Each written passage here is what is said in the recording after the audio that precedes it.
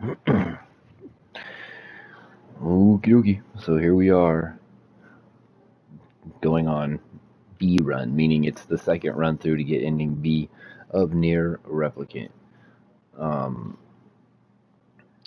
I'll probably start the game as soon as the World of Recycled Vessel becomes available. I'm gonna do that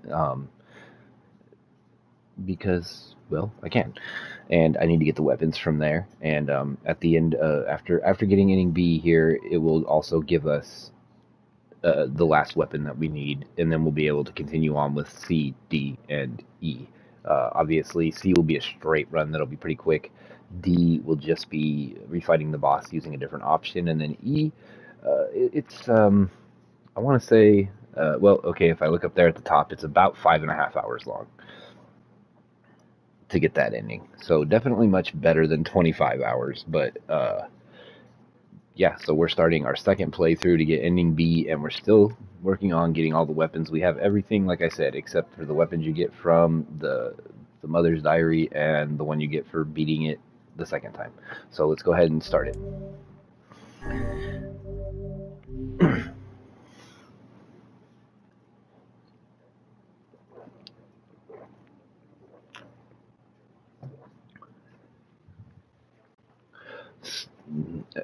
Subsequent playthroughs generally start at about the halfway point. Whenever I interacted with Kaine, I was reminded about something from my past. Yeah? Maybe my mind has been confusing her with my sister this whole time. See, this is all new. Well, Anyway. The dialogue anyway. I should have changed their costumes for this run.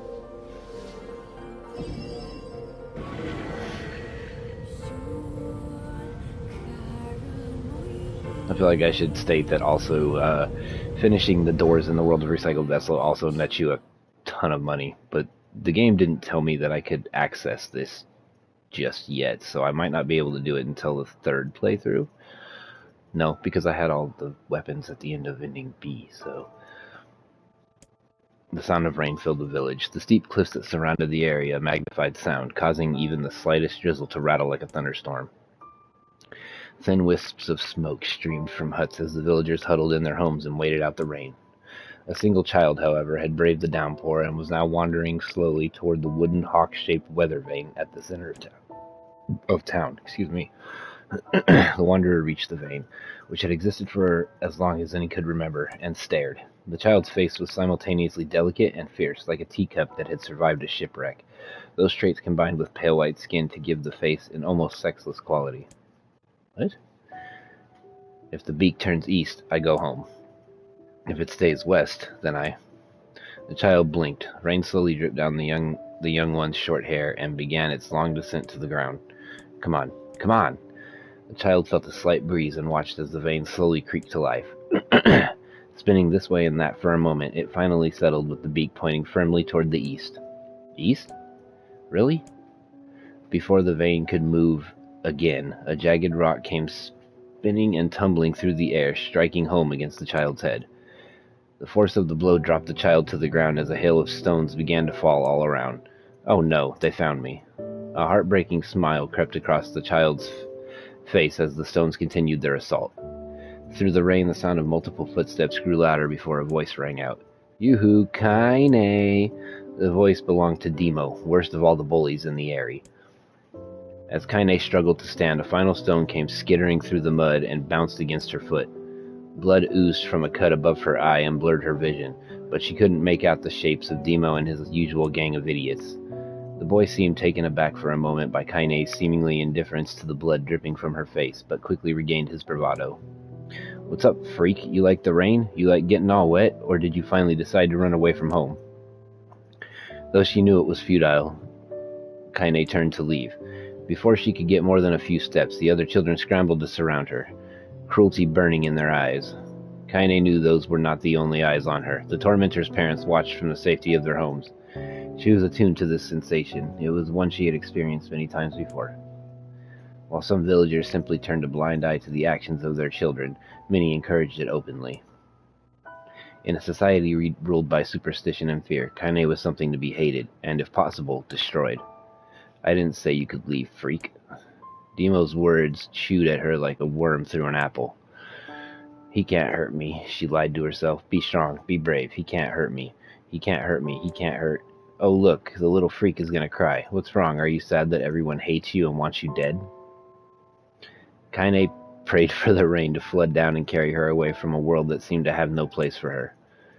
But if there were gods, they chose to ignore her. As Demo crept ever closer, the clouds began to thin and the rain slowed. Even the weather hates me. I'm useless, a failure. I wish Demo's rock had taken my head off. Kaine couldn't meet Demo's leering gaze. She lowered her eyes and stared at the muddy ground below. The bully moved forward until he was inches away. She could smell the scent of old meat on his breath. The boy grabbed Kaine's face with thick fingers and yanked it upward. She tried to turn away, but he forced her gaze back and jammed his thumb against her eyelid to pry it open. Show me. No. Did you just say no? Demo grinned evilly. You don't say no to me. No one says no to me. Not even taking his attention from Kaine, he called to his cohorts. Come on, guys, let's give the freak what she deserves. As soon as Demo finished, kicks and blows began to rain down upon Kaine. Demo paused, still grinning, as Kaine curled into a ball and tried to make the pain stop. I don't get you, freak. What you acting like a girl for, huh? Everyone knows what you really are. Kaine ignored the question, choosing instead to stare at the weather vane. It continued to point east, as if supremely confident about the future it had chosen for her. Go home? Yeah, that's a funny joke for someone with dead parents and no home to go to. Freak, chanted the children. Freak, freak, freak. Kaine closed her eyes and listened to the rain, waiting for the pain to start again. As the clutching hands of the village children closed around her, she bent her mind to the sound of the rain, letting it become her world entire. The rain fell, but the pain never came. Only when the laughter of her tormentors turned to terrified cries did she dare open a single blood-caked eye. Kaine was shocked to see Demo sprawled on the ground, holding his head and screaming in pain. She could see blood welling from spaces between his fat, twisted fingers. Oh my God, he's crying. He's actually crying. Deprived of their leader, the other children glanced back and forth between themselves, as if waiting for someone to step forward and take charge. When no savior emerged, they began an uneasy shuffle away from Kaine. But the young girl was the least of their concerns. Instead, their attention was wrapped on the ancient woman standing a few feet away. After struggling for breath for a moment, she finally spoke in a voice thick with rage. Hurts like a bitch, don't it? Now I suggest you scatter before I throw another one. And if any of you little bastards ever touch my Kaine again, I'll do far worse than throw a rock. You can count on it. The old woman crouched down and gently touched the hand Demo was using to cover the wound. Before he could think to protest, she ground her palm into the wound and twisted back and forth. Ow, he screamed, leaping to his feet. Stop it, what are you doing? Quit whining, ain't no one ever died from a scratch. You hit me with a rock, you stupid bitch. A big one. That thing could have killed me. The old woman shrugged. Death is the best cure for stupid. Demo's face twisted with rage at her words. Locking his eyes on Kaine, he took a step backward and spat on the ground. Get out, leave this village, no one wants you here, either of you. Seeing the old woman grab another stone, Demo and his companions turned tail and ran. As they fled, the old woman grabbed her side and barked out a single laugh. Ha! Look at that fat boy go. Guess he's healthy enough to run from a fight. The woman's smile faded as she turned her attention to Kaine. Kneeling down, she removed her shawl and placed it around the young girl's shoulders, then produced a cloth from the folds of her dress and began blotting out the blood on her forehead. Oh, Kaine, she said, why didn't you fight back? You're stronger than that lot.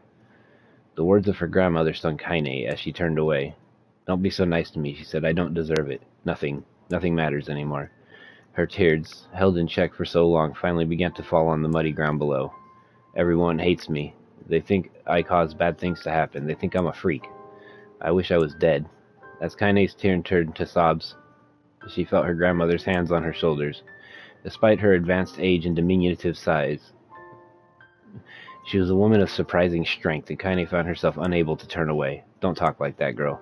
It's a river wide and deep that flows between the realms of this world and the next, and it grants no mercy to any that attempt the crossing. You got a duty to fight until your last breath. Understand? The old woman tightened her grip and tried to still the tremor in her voice. You know the pain of losing someone close to you, Kaine. You know because you survived it. As the words hit home, Kaine was struck by the force of her love for the old woman. As a young child, she didn't even know of her grandmother, but when her parents died, the woman quickly accepted her as her own. Grandma as Kaine called her, was cunning, vulgar, and quick to violence, and their first few years together had not been easy. But with each year that passed, Kaine and her grandmother had grown closer. However, it was only now, sitting in the mud with tears and blood caking her face, that Kaine truly understood the depths of her affection. Here was a woman who had seen hard times, who had seen death, who had fought through all these things and somehow emerged on the other side. If anyone could understand Kaine's pain and loneliness, it was her. "Do I make you sick, Grandma?" "Of course not. Don't be an ass." Kaine drew her grandmother's moth-eaten shawl around her body and shuddered. But my body, it's not normal. If I was normal, then Mom and Dad wouldn't." "Hush," interrupted Grandma. "I'll not hear another word of this nonsense. You're my granddaughter, and I love you, and if folks have a problem with that, they can just go to hell." With that, the old woman reached out and placed a wreath of dried flowers in Kaine's hair. The skill it took to bend flowers without breaking the stems or losing a single petal was remarkable, and the beauty of it made Kaine want to cry all over again. "Oh my gosh, these are lunar tears. Grandma, you made this for me?" Lunar tears were legendary flowers most people could live their entire lives without ever seeing one, and yet her grandmother had somehow collected a dozen or more. Kaine reached up and touched the wreath as if she couldn't believe it was real. "Where did you find these?" "Just stumbled on them when I was out doing shopping." The old woman turned away as she spoke, leading Kaine to suspect that the search had been more difficult than she was letting on. The pains she took to construct the ornament, let alone track down the flowers used in its construction, made Kaine's heart hurt. She reached up and gently adjusted the wreath, admiring the way it felt between her fingers. "Didn't quite turn out right," said her grandmother as she squinted at it. "These old hands have trouble with delicate work, but it sure looks good on a pretty girl like you." Kaine blushed and turned away. You think I'm pretty?" "Of course you are. What a fool thing to say." "Thank you, Grandma." Her grandmother smiled. "We're going to be fine, you and me," she said. "Long as we got each other, we'll be just fine." Kaine took her grandmother's hand in hers, and the two of them struggled to their feet. As they began the long walk home, Kaine gripped the hand with all her might, as if trying to stop smoke from drifting away from the wind. The rain had stopped. Kaine stood beneath the weather vane, watching it spin in lazy circles, no longer caring about the direction it faced and stopped when it stopped.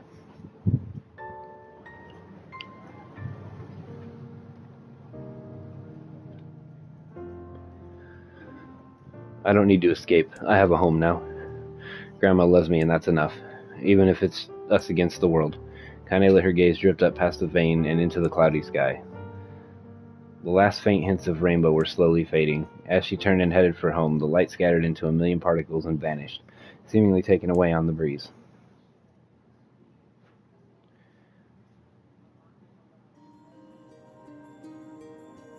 In the distance, Kaine heard the steady sounds of an axe striking wood. The noise had a purposeful quality to it, as if she was hearing a master woodsman go about his work. The firewood being produced, however, was as far from a work of art as it could be. Pieces of every shape and size were being flung about a barren yard with wild abandon. Anyone trying to stack such wood would probably die of frustration before the job was through. "Stupid piece of shit axe." Kaine's grandmother flailed away with the axe, filling the air with both splinters of wood and words that would make the most hardened sailor blush. "Grandma," called Kaine. "That you, Kaine?" yelled the old woman, taking her eyes off the wood for a moment.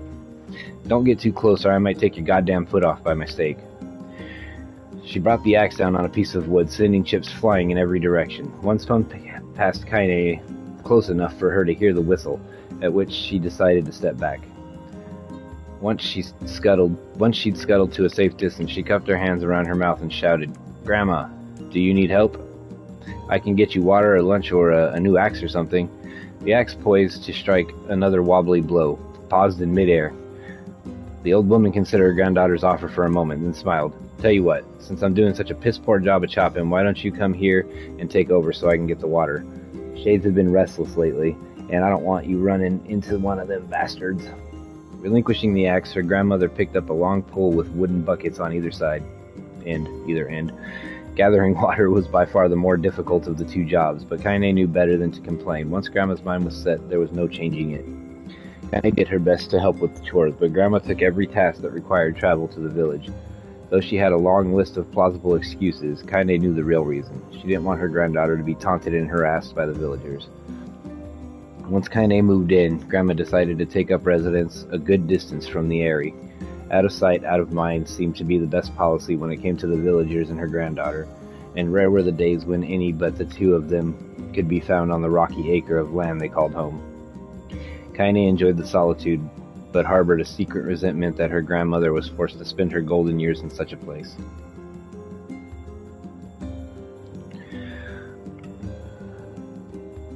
After watching the grandmother leave, Kaine turned her attention to the task at hand. She had never chopped wood before in her life, and soon discovered why the old woman hated the chore. Swing after swing, the axe produced only a tiny crack in the wood, and then she finally managed to connect with a solid stroke. The tool embedded itself in the log and refused to budge. Frustrated, Kaine swung the axe around her head and threw it, log and all, across the yard. Damn it, crap. She suddenly understood the joy her grandmother felt in a good curse. Happier now, she picked up the axe, forced it from the wood, and resumed chopping. She had a natural skill with a blade, but the task was challenging, and blisters soon began to form on her small pink hands. This is tough, and my logs are all weird sizes. Spitting on her palms and ignoring the pain, Kaine redoubled her efforts. Just as she was developing a rhythm, Grandma returned from the village. Setting down her buckets with a small sigh, she took one look at the logs and coughed out a wheezy laugh. Pretty clumsy, girl. You better practice if you... Her grandmother suddenly collapsed to her knees, causing one of the buckets to wobble precariously. Eyes wide, Kaine dropped the axe and ran to her grandmother's side. Grandma! The old woman shook her head and pointed a trembling finger at the bucket. Get the bucket. Can't let it spill. Kaine steadied the bucket with a foot as she knelt by her grandma. A small bit of water sloshed over the side and made a new home in the hem of her dress, but Kaine didn't notice. Grandma, what's happening? Crazed with panic, she grabbed her grandmother by the shoulders and shook. After a moment, the woman lifted her arms and batted Kaine away. Stop that, just stop, she cried, breathing heavily. It ain't like I'm dying, just tired from the trip is all. Kaine desperately wanted to believe her, but one look at the old woman's shaking hands and worn face told her more than words ever could. Oh, oops. Her grandmother fixed her with a gaze that could melt steel. After what seemed an eternity, she finally lowered her eyes and sighed. Well, I don't like it, goddammit, but I guess I should quit being so stubborn and let you grow up. The old woman watched as Kaine strapped on her boots and made her way down the road to the village. Hours later, as an unseen sun made its way across the dark, rainy sky, she was still watching. Kaine moved at a brisk pace, checking her pockets every few minutes to make sure the money her grandmother gave her was still there. Every noise caused her to spin on her heels, making sure she wasn't being stalked by a shade, or worse, Demo and his gang. But she encountered neither tormentors nor shades, and Kaine finally found herself at the entrance to the village. The few adults she could see glanced sideways at her, then muttered to each other behind raised hands before slinking away into the shadows. Her heart raced. Kaine took a series of rapid, shallow breaths and tried to calm herself. I have to prove myself. I have to help Grandma. I have to be strong. She chanted those words to herself over and over as she slowly made her way. Finally, her eyes settled on a rotund older woman who was angrily waving her arms in the air and telling anyone who would listen exactly what she thought of Kaine's presence. Hey lady, said Kaine with a bravado she did not feel. Where's the apothecary? The woman's flabby cheeks shook in bewildered anger. How dare this thing speak to me? They seemed to say, but Kaine saw that her eyes held a different emotion, fear. Yeah, we're both scared, lady. Trust me on this one. Which way? Kaine repeated. The woman pointed at a small building to her right before hitching up her dress and stumbling off into the other direction. Kaine cringed, expecting a stone to come flying from the assembled crowd, but none came. Her mind was filled with a strange sense of pride as she made her way to the apothecary. But the new emotion had little time to take root, for as soon as she opened the door, she noticed a familiar customer at the counter. It was Demo. He'd clearly been sent here on some kind of family errand, because his gang of followers was nowhere to be found. Oh my, he sputtered. What are you doing here, freak? The insult was delivered without force, and Kaine happily ignored it. Stretching on tiptoes to see over the counter, she asked the shopkeeper for the medication. Ha, barked Demo. That old bitch finally keel over? Go to hell, Demo. The boy's eyes grew so wide they seemed ready to fall out of his head, but before he could let fly a comeback, or worse, a punch, the apothecary told them to knock it off before he kicked them out of the store. Demo slunk out of the shop, cursing Kaine under his breath. Once he was gone, she allowed herself to breathe once more, taking a brief tour of the shop while the owner prepared her medication. Countless tiny bottles filled the cramped store, each with a label written in some indecipherable language. An ocean of aromas assaulted her nose, creating a scent that was exotic but not altogether pleasant. Seeing such a variety of supplies gave Kaine a sense of peace. Surely in a world so vast, there would be a place she could call home. On the far wall, behind the counter, rested a portrait of a stunning young girl. The picture had once contained bright, vibrant colors, but time had worked its cruel magic and they were beginning to fade. The beauty of the work, however, remained undiminished. You like that picture? Kaine turned to find the apothecary with a small vial of medicine in his hand. His eyes were gentle but sad, and they seemed to stare through her and into nothing as he spoke. That's my daughter. I sketched it when she was just a little girl. She's been dead for a long time now.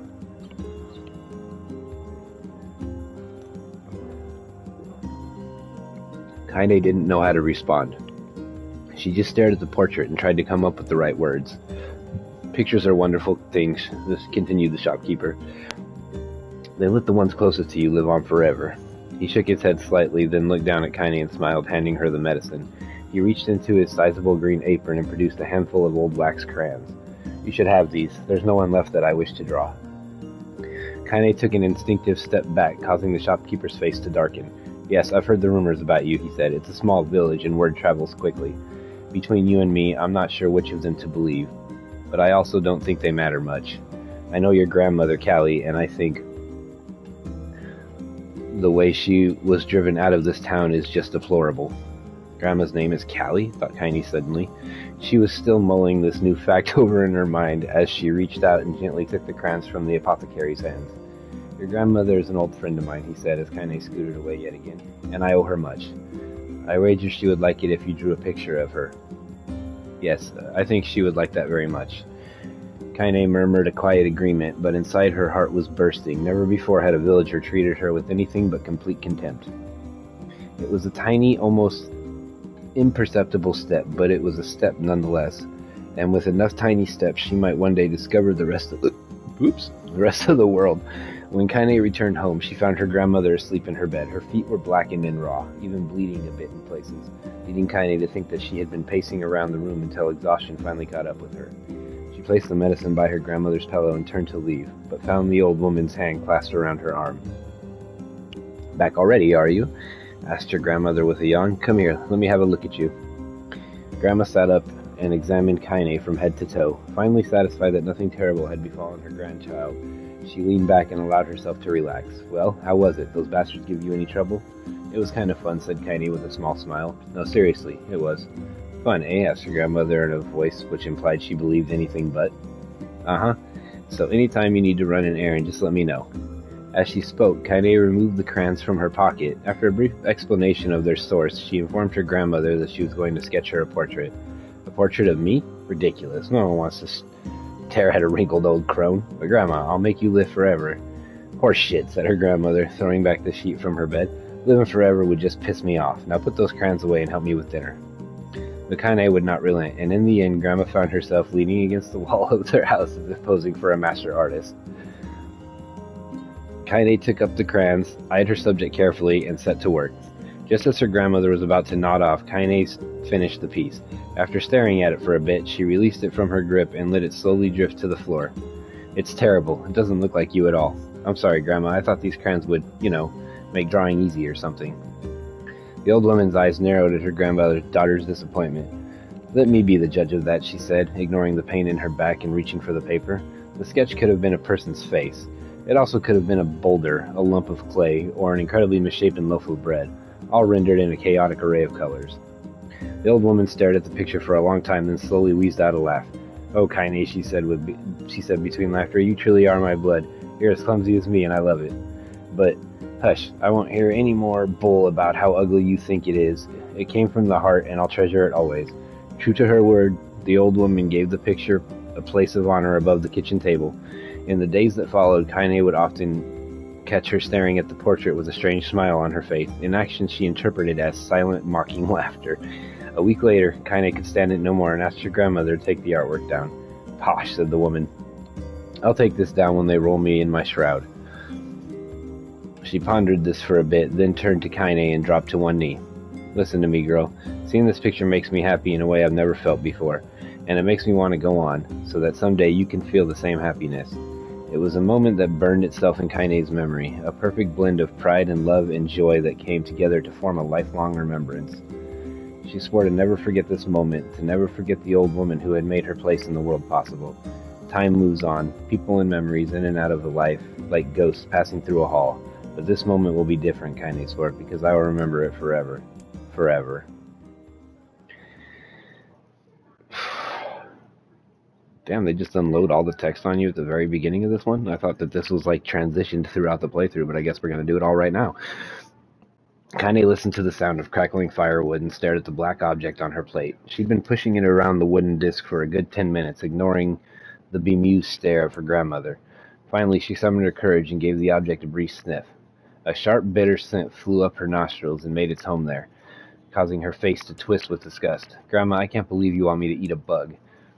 The old woman threw some more wood under the cooking pot and snorted. It's no bug, you fool girl. It's a berry. Why the hell would I be feeding you bugs? Yeah, well, it sure looks like a bug, said Kaine, and I think it's burnt or something, because it smells terrible.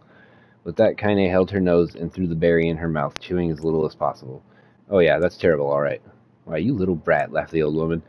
Look at the sass on you. You've been spending too much time with me, and that's a fact. 5 years had passed since the moment when Kaine's grandmother saved her from the bullies.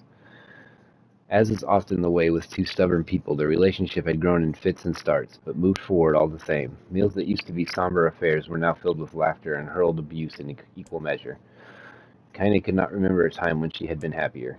As the years went by, Kaine started to shoulder more and more of the daily responsibilities. Her grandmother's legs grew weaker by the day, and she could no longer do many of the chores she used to take for granted. And so this morning found Kaine lacing up her work boots with a breakfast of burned berry rolling through her belly. Where are you going today? Asked Grandma suddenly. Kaine looked up, surprised. The old woman rarely asked for specifics anymore. Well, I was going to check out the kelma trees to see if they were ripe. I thought we could make some jam or something. Oh, and I'm going to pick up some flagstones, so I need to take the wheelbarrow. Flagstones? What in the hell for? Kaine stared at her grandmother, then held out an arm and swept it around their home. Constructed mostly of cloth, rope, and rubble, the old place sagged like a boxer in the final round. Grandma, a dying cat could chew through this house. I'm going to build a stone wall so we have some protection. The old woman laughed, exposing her toothless grin to the world. Goddamn, girl, if a bunch of thieves want to ransack this old place, let them come. We got nothing worth stealing anyway. I'm not worried about thieves, I'm worried about shades. People saw one west of the village yesterday. The old woman tilted her head and stared at her granddaughter. Oh, shoot. I don't know why you have to do it today. We can worry about it some other... Grandma, no. If I don't go to the kelma trees, we won't eat tonight. You know that. A confused expression passed across the old woman's face, and for a moment she was a small child lost at a carnival. Yes, she said after a bit. Yes, of course you're right. I'm sorry, Kaine. Lately it seems my mind is... She didn't finish the thought, instead walking over to her nightstand and gently taking the wreath of lunar tears from the drawer. The flower's petals had aged to a brilliant whiteness, and Kaine thought it was more beautiful now than the day she first received it. You're going to be a true woman soon, Grandma said as she placed the flowers on the girl's hair. So that means less chatter about shades and building defensive walls and more talk about how beautiful you become. Annoyed, Kaine reached up to remove the garland, but the look on her grandmother's face stopped her hand. You're a beautiful thing, said the old woman, and there ain't another like you in all the world. I'm very proud of you. Okay, Grandma, that's enough goddamn compliments for one day. Such a mouth on you. Where'd you get that from? Gee, I wonder. I'll teach you to sass me, girl, yelled Grandma. Suddenly, she lurched forward and grabbed Kaine by the ears, pulling her around the room with a crazed grin on her face. Grandma, yelled Kaine in a quaking voice. Grandma, stop it. What in the hell? The old woman stared at her and blinked, and then slowly held out her wrinkled hands as if it was the first time she had ever seen them. Oh, I don't know what happened there. I'm sorry, girl. Sometimes my mind just... Kaine thought the look on her grandmother's face was the most heartbreaking thing she had ever seen. Listen, she began, maybe I should stay home after all. No, I won't have you stay here to keep an eye on an old codger like me. You go get your fruit and your wall and whatnot. I'll be fine. And when you come back, I'll have a nice grasshopper dinner waiting for you. Kaine rolled her eyes and kissed her grandmother on the forehead and made ready to depart, trying desperately to ignore the worry that was gnawing at the walls of her heart.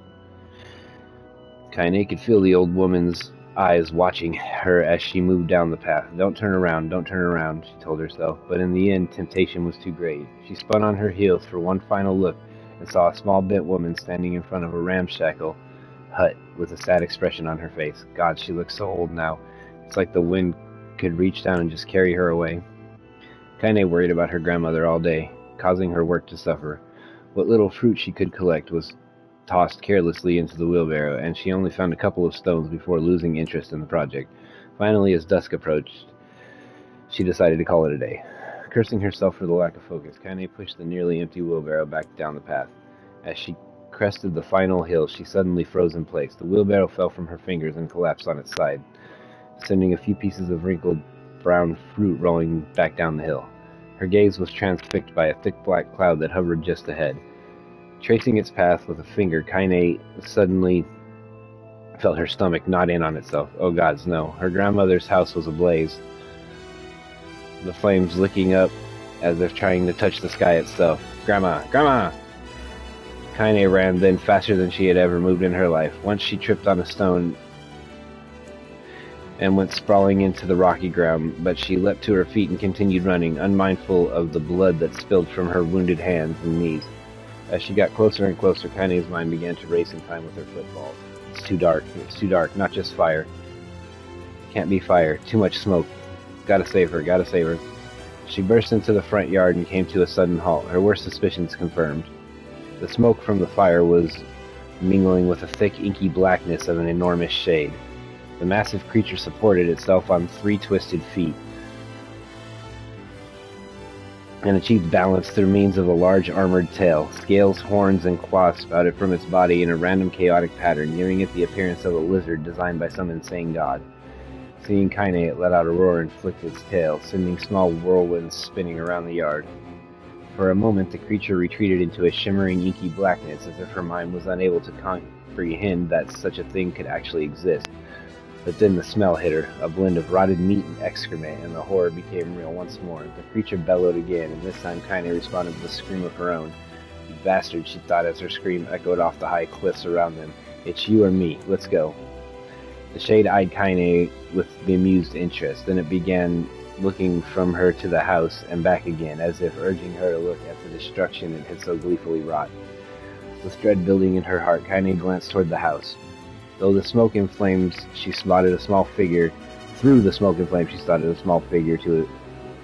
to escape the ruins. Grandma! At the sound of her voice, the old woman began waving frantically. She's alive, thought Kaine, alive. Kaine's legs sprang to life as she raced across the yard toward the flaming wreckage of the house. Before she could advance more than a few steps, the shade opened its mouth and let out a roar, powerful enough to uproot trees and send them flying. The blast sent Kaine tumbling through the air, smashing her against the rocky earth.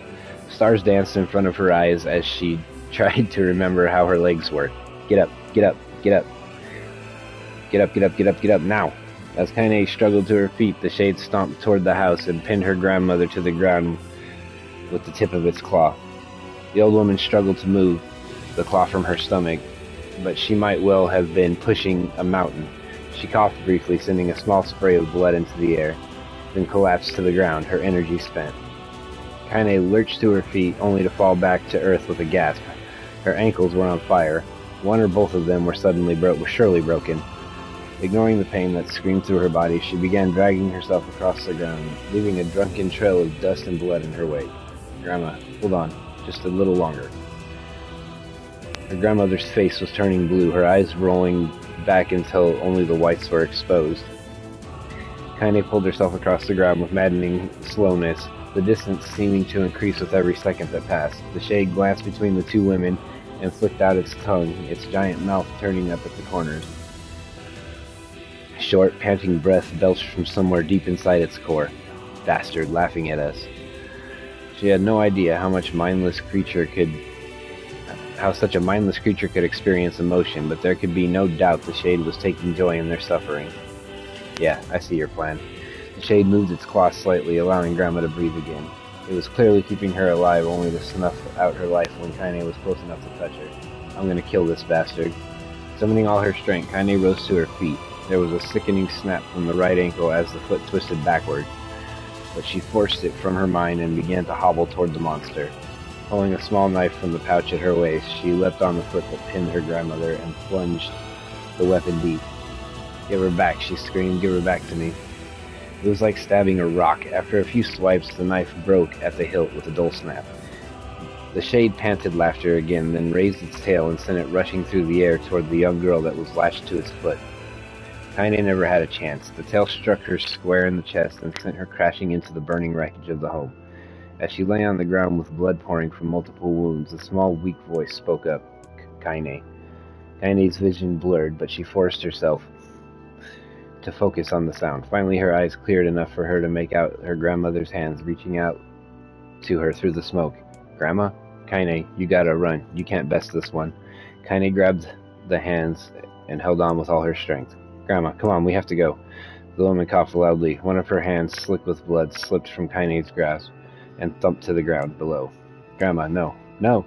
I said, "Run, goddammit. You have to live. You have to get through."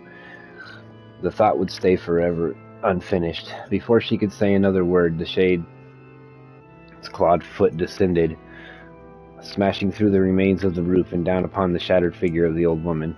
Blood oozed from gaps in the creature's toes as the terrible putrid smell assaulted Kaine's nose once again. She stared at the foot, dumbfounded, convinced that what she was seeing could not possibly be real.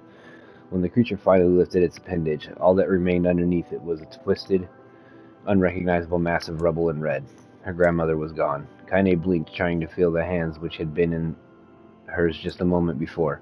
For a fleeting instant she could remember the warmth of that embrace, the trembling of the fingers, but then the sensation drifted away on the breeze and was gone. Memories flashed through Kaine's mind, one after another, faster and faster, until they became a meaningless jangle of noise. Kaine screamed then, a thunderous sound that echoed off the cliffs and seemed to roll away forever. The shade eased forward, black ichor pouring from its mouth and dissolving into smoke on the ground below. The earth shook with every step as it crept toward its prey. Kaine's body slowly rose as if controlled by a mad puppet master. Her arms and legs were bent in impossible angles.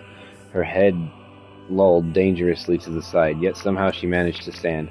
Staring at the shade, her eyes began to glow with a deep red fire. The creature, so confident just moments before, took a slow, hesitant step backward, trying to discern if this broken human could possibly pose a threat. Kaine seized the moment. Laughing like a madwoman, she leapt into the air and plunged the shattered hilt of her knife deep into the leg of the shade. The shade shook Kaine off like a fly, sending her crashing to the earth once again. Her chest rose and fell slowly, as if a great weight were resting on it. Moist sounds of pain echoed through her mind. Something warm and thick oozed from her ears. Is that blood? I think it is. I think I'm bleeding to death. No, can't die. Grandma told me to live. Deep inside Kaine's mind, something finally broke. The sound, the pain, the smoke and flames, all of it faded away until all that remained was a single incantation repeated over and over again. Kill it, kill it, kill it. Kill it. Kill it now. As the spark that was Kaine slowly began to flicker and die, she felt her desire to kill and her desire to live blend into one. The distance between heartbeats grew longer and longer and longer.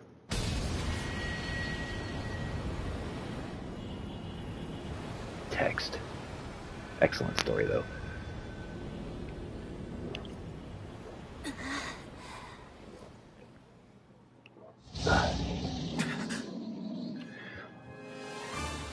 The beast approaches. Some action. Oh, I know.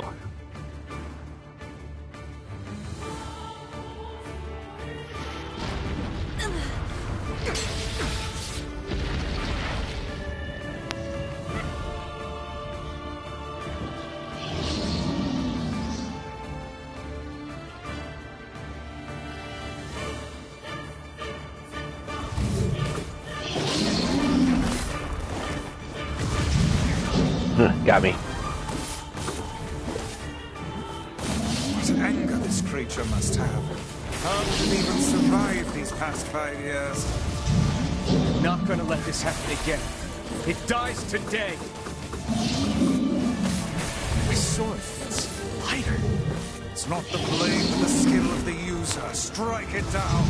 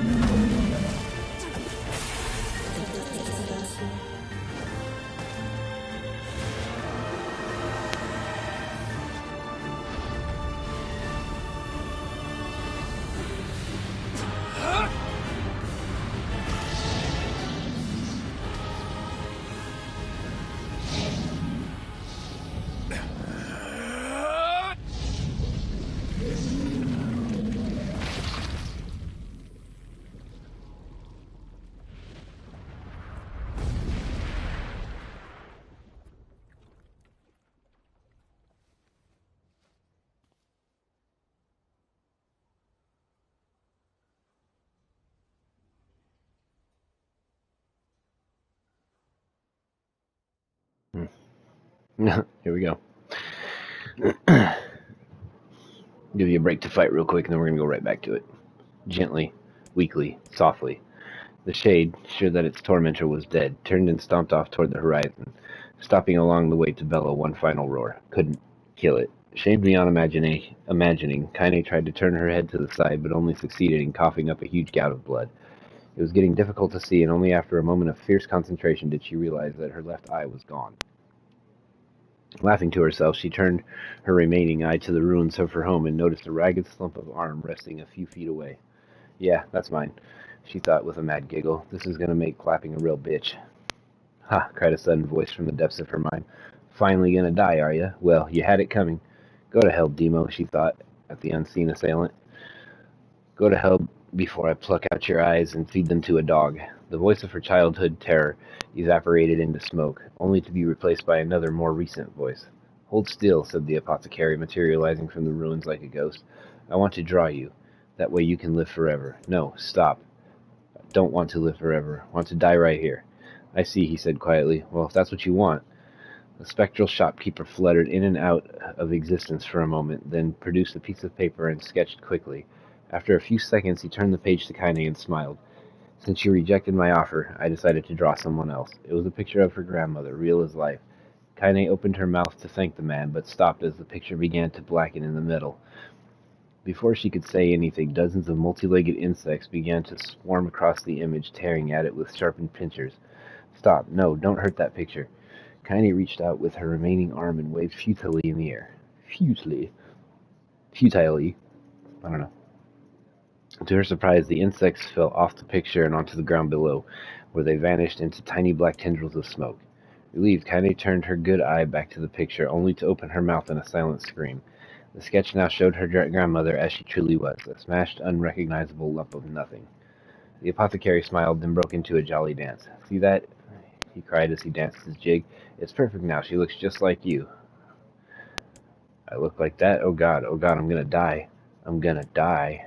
Drowning in despair, Kaine laid her head back in the mud and smoke of her ruined house and waited for the end to come. But just before she let everything go, an unfamiliar voice began whispering in her ear. Ain't you got a wish, sunshine? The voice was vulgar and fierce at the same time, as if insanity had somehow found a way to take form. Kaine wanted to scream as the voice crawled under her skin, but her lungs refused to work. You know, a wish, like a prayer or something. Why don't you get on your knees and start praying to heaven? Please, invisible man in the sky, save me, save me. Ka-ha! Kaine finally resorted to shouting at the voice with her mind. I don't make wishes, they don't come true for me. I'm a curse, a freak. I should be left to die. The other voice boomed in her ears. Bwahaha! Oh God, you are the best. Kaine glanced down and saw a black, shiny substance oozing from her legs. She tried to brush it away, but her remaining arm would no longer respond. The substance slowly crept under her feet and then began moving up toward the rest of her body. Is this death? Is this what it's like? Or is this my mind just losing itself? She could feel the slime oozing upward, feel the hot, searing pain of it left in its wake. Whatever else might be happening, she was still alive, and this was real. Come on, said the voice, let it go. Kaine tried to ignore the voice and concentrate on the pain, but the newcomer would have none of it. Don't ignore me, sunshine. You're ready to give up, ready to die, so why not let me have it? Have what? Your body. Come on, give it to me. Give it to me. I want to stand on the ground, feel the rain, taste the wind. The voice paused as if it was licking its lips. When it resumed, it was filled with mad, unabated joy. And I want to take your hands and use them to choke the goddamn life out of people. I want to tear out their throats and bathe in the blood, just like before. In response, Kaine shifted her head and vomited. The warmth of it crept down her front and mingled with the pain of the encroaching black ooze. Are you a shade? Maybe. What of it? The slime reached her face, crept up past her nose, and slowly oozed into the socket of her missing eye. The moment it touched her brain, Kaine was struck by the most powerful sensation she'd ever felt in her life. It was ecstasy. She wanted to scream with delight, but all she could manage was a small whispered moan. Feels good, don't it? Asked the voice with a chuckle. Yeah. What can I say? I know how to please the ladies. Now give me that body. Come on, give me the body, and I'll give you more of this feeling. It's a fair trade. A black lump began to protrude from Kaine's side. As she watched, it grew longer and thicker, eventually taking form of her missing arm. I can see better, she thought. My eye must be growing back, too. The slime reached up to envelop the rest of her face, but she managed to brush it away. "Stop," she whispered, marveling at how she had regained her voice. "Stop." The black ooze hesitated as if considering this quick quest, and quickly shimmered down her body before disappearing in a cloud of smoke. "Aw, what the hell, Sunshine," screamed the voice. "We had a deal. I thought you wanted to die. Grandma said I can't die yet." A brief image of her grandmother, bloodied and broken, flashed before her eyes. She saw the shade that had killed her and heard its mocking laughter, then closed her eyes and forced the image from her mind. Her whole body was quaking with rage. When she opened her eyes again, they burned bright red. "That thing took my grandmother. I have to kill it before I die." Kaine glanced down and saw a mysterious pattern, the pattern of the shades, burn itself into her left arm. "Well, I'll be damned," said the voice cheerfully. "Look at that, Sunshine. I think you and me are going to be good friends now." Kaine stared intently at her arm. The more emotional she felt, the more the letters seemed ready to puncture her skin and begin infecting the rest of her body. The arm clearly had a will of its own now. "Stop, gotta stop." Holding her left arm in her right, Kaine took a deep breath and tried to calm herself. "Come on, don't fight it," pleaded the voice. "Hate's my favorite dish, and I'm hungry. Let it go. Feel the anger, burn with the fire of revenge, thirst for blood, then go out there and shut up, get the hell out of my body." "Your body? Oh, that's rich, Sunshine, real rich. Look, why don't you just up and die so I can have this body all to myself? What do you say? I bet those buddies of yours in the area would love to see you dead." Kaine grabbed a nearby shard of glass and tried to saw off the shade-infected portion of her side. Before she could, her darkened left arm grabbed her right wrist, crushing it. Kaine screamed and dropped the shard as the sound of bone crunching on bone filled the air. "Stupid idiot girl, you're possessed now, Sunshine, and there ain't no going back." The voice laughed again, a loud, long wail that seemed to go on without end. "Possessed?" whispered Kaine. "Yeah, possessed. You and me. We got what you might call a timeshare agreement. Arrangement. Remember how folks used to think you were a freak? Well, wait till they get a load of you now." Kaine looked up, tears in her eyes. The sky seemed smaller somehow, darker. Is this because of that shade? Is this how they see the world? "So, listen," purred the voice. "I know this whole possession thing seems a bit sudden, but it ain't all that bad. There's plenty in it. There's plenty in it for you, too. I'm a very powerful creature, Sunshine, and now that power belongs to you. You got enemies? People you want to kill? I can make it happen. That little fat kid who kept picking on you, that big old shade that squashed your granny, we'll wrap them up in their own assholes. No more abuse for you, Sunshine. No more pain." "Wait," said Kaine. "You're a shade. Why would you help kill another shade?" "What, you think I'm some kind of racist? Some killing snob? I don't give a good goddamn who you murder, honey pants. I just want to drink from the well." Kaine considered this as she struggled to her feet, the power of the shade coursing through her. The smoke from her house was drifting away with the wind, and she enjoyed the way the cool evening breeze felt on her new left arm. After a long pause, the voice spoke up again. So,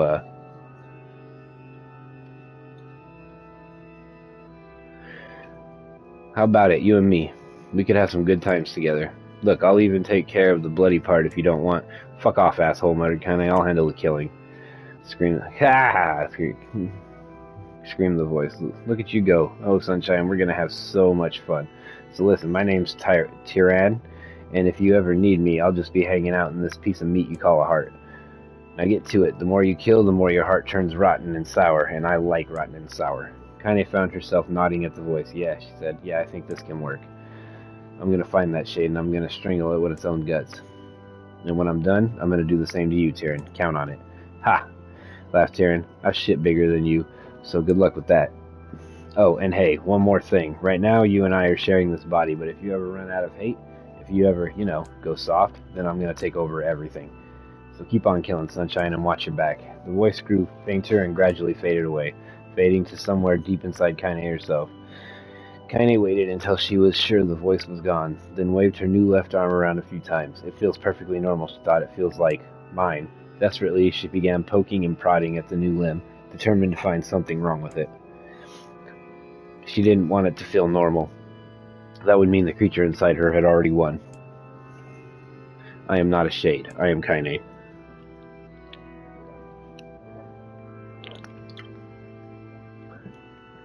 Repeating this mantra in her mind, she slowly began digging through the rubble of her house, being careful to ignore a certain red-stained spot in the corner. Finally, after what seemed like an eternity of heartbreaking work, she found what she was looking for. It was the wreath of lunar tears. Though it had been through hell and back, the garland's petals were as bright as ever. Kaine started to place it in her hair, then slowly lowered the wreath and stared at it.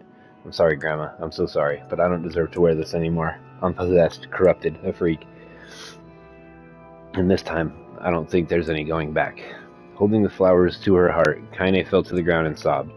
As night gradually lightened to dawn and the people of the area rose to their daily lives, she remained in that position, as if tears could somehow wash away the horror that now infected her world. Alive. Stay alive. Stay alive. Grandma. Kaine, you gotta live. You gotta come back to us.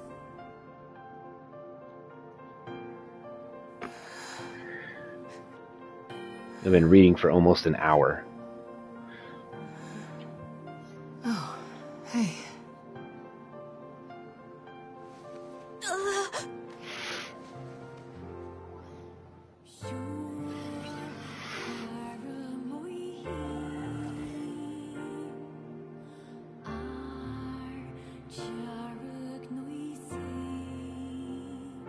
Emil, you were the one calling me, weren't you? You still recognize me? Of course. I knew you right away. Thank you, Kaine. Welcome back, Kaine. Wow, you grew up. So, how long has it been? 5 years.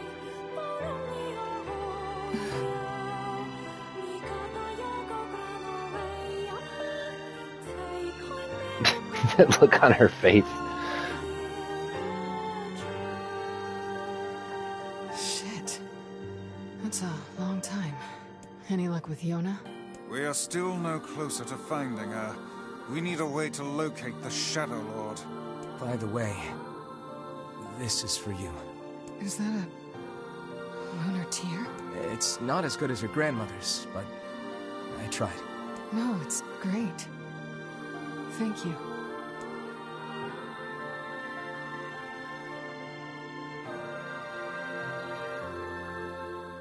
Kaine waking from her long petrified sleep.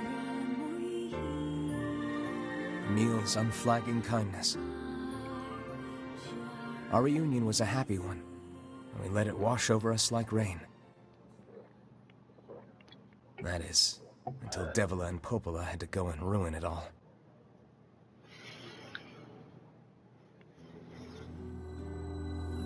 Are you kidding me?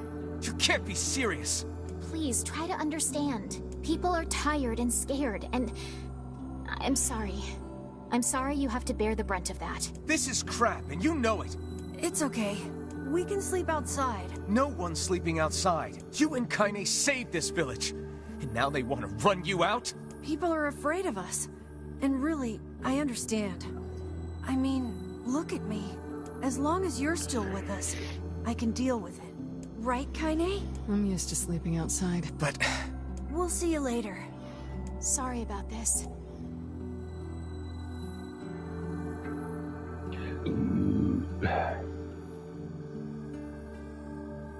What is the matter? Kaine always sleeps outside. I never thought about that until just now. Never even occurred to me. Damn it. We should turn in.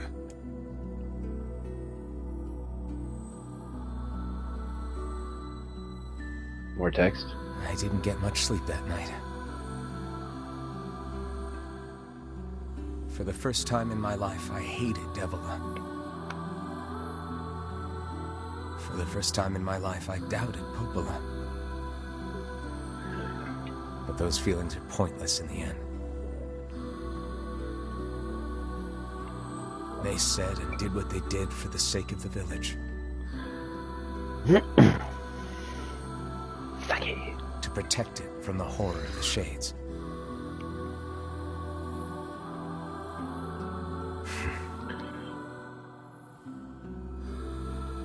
Really, how can I blame Devila and Popola? In the end, I'm just as bad. Because because I never once stopped to think about Kaine and Emil's situation myself. Because you're a jerk.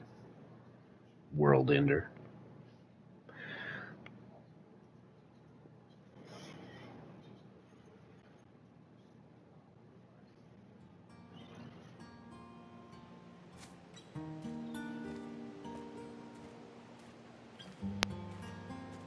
I think this particular scene is new to this playthrough. I should apologize to Kaine and Emil, but what good would that even do? I got a fire going, Kaine. Wait, is that... Ooh, excuse me. Campfires are weird. Campfires are I'm weird. so happy to get to talk to you again, Kaine. Yeah, me too. I tried everything I could think of to save you, you know. I polished you with a special cloth. I poured warm water over you. Wait, you poured water on me? Yeah, but it didn't really do much except make you all shiny. Hey, Emil. Thanks for saving me. I guess you noticed how I look different now. I'm sorry, Emil. I'm sorry for all of it. Well, I mean, this new form isn't all bad, you know? At least I can look at you when we talk, right? Hey, so why don't you tell me something about yourself? I'm not very interesting. Sorry. Come on, I just want to know you better. Fine. This all happened when I was a kid. Before the whole shade possession thing. My body is... different. And when the villagers found out about it, they started treating me like a freak. But one person, my grandmother, accepted me just as I was, no matter how bad things got. She gave me the strength to keep going. She's really special to you, huh? Yeah. Oh, hey! That gives me an idea. Since we cured your petrification, we should start looking for a way to cure your possession in my body. I know we can do it if we all work together. Heck, it'll probably be super easy. Let me guess. More warm water? Okay. Can we just forget I told you about that?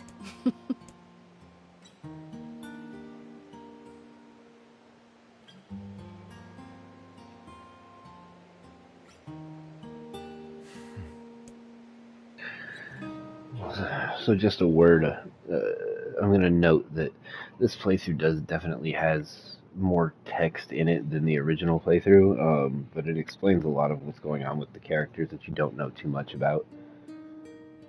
Sleep well? Sure.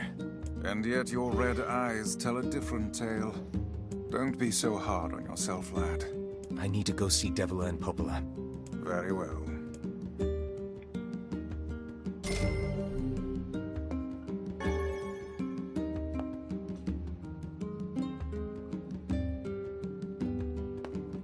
Oh, there it is. I'm gonna go save it before I go in there. Oops. So yeah, anyways, this does have a lot more text, but not nearly as much text-based as, you know, like the Forest of Myth, for instance. But before I embark on a journey into the world of Recycled Vessel here, I am going to take a break since I just essentially read for almost an hour to you.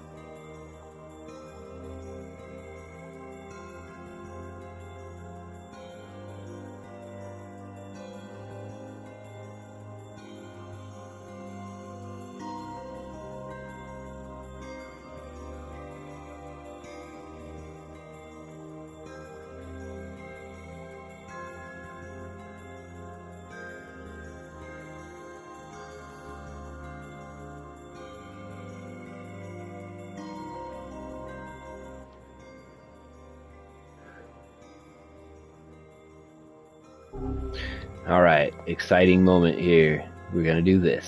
What might that be? It's Mom's diary. I've not heard you speak much about your mother. She got the Black Scrawl and died when I was little. My apologies for bringing it up. It's all right. I can barely remember her face anymore. This is the only thing I have left of her. Reading it helps remind me of when we were still a family. I see. But the final entries get a little strange. In what way? Well, here, take a look.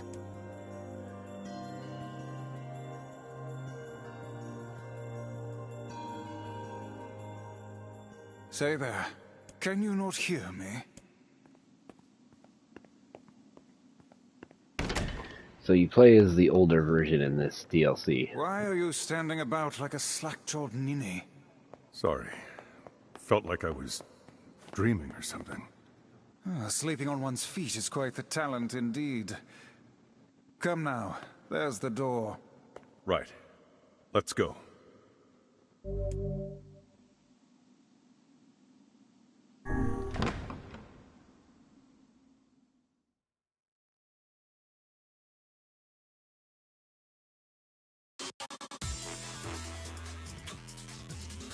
This is the world of recycled vessel, created to avoid the destruction of all. This music slaps.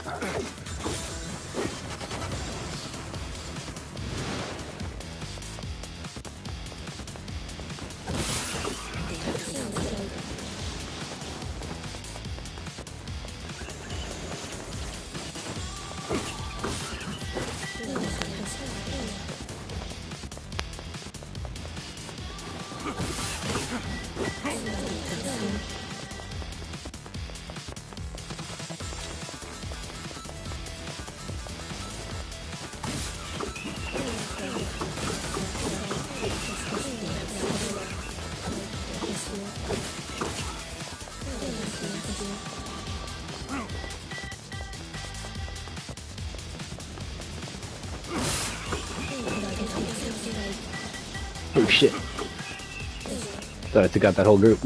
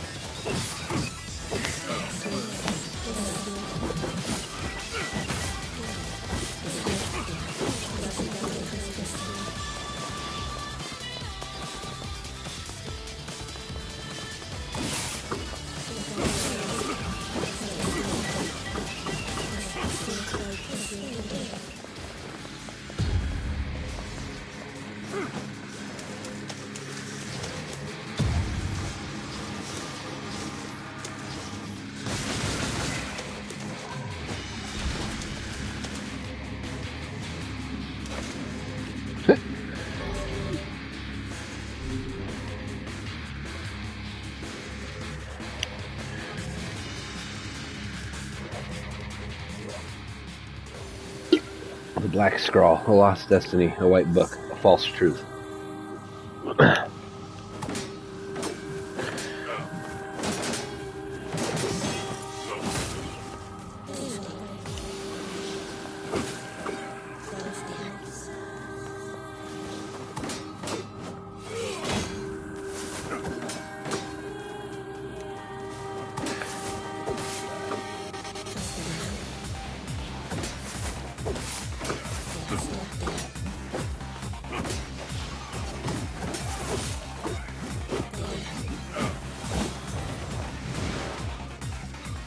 Where the hell does everything die in one hit? Oh shit.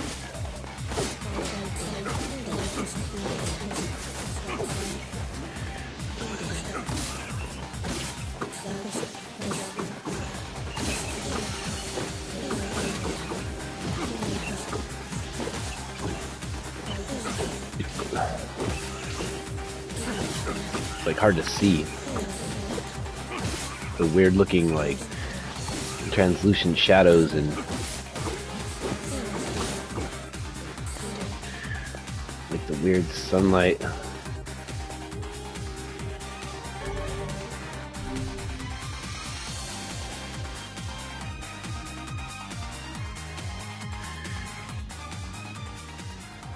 Soldiers of Salt calling forth white death. They are legion.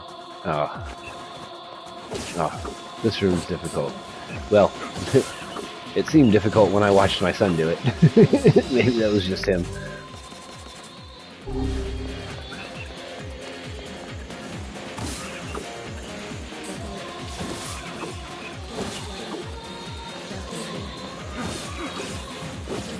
I know the third door's hard as hell. I remember that one. First two aren't so much, but...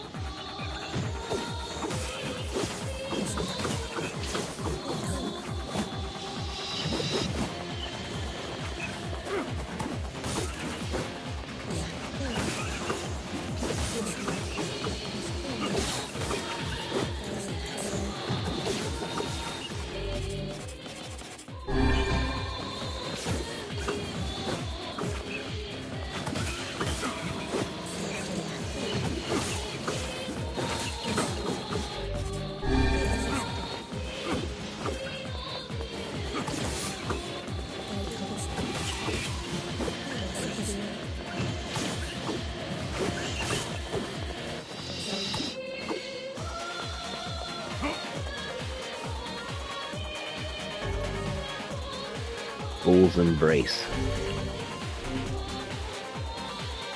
There's one.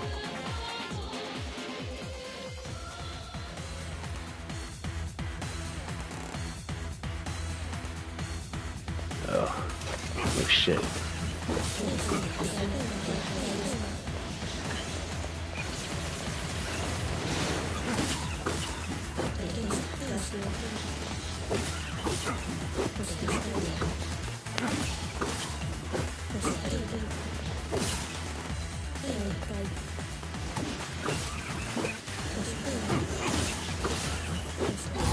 Oh shit.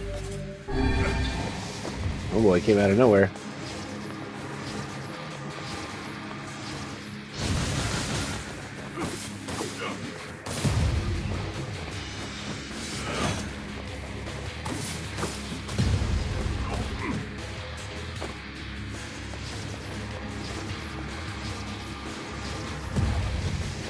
You son of a bitch.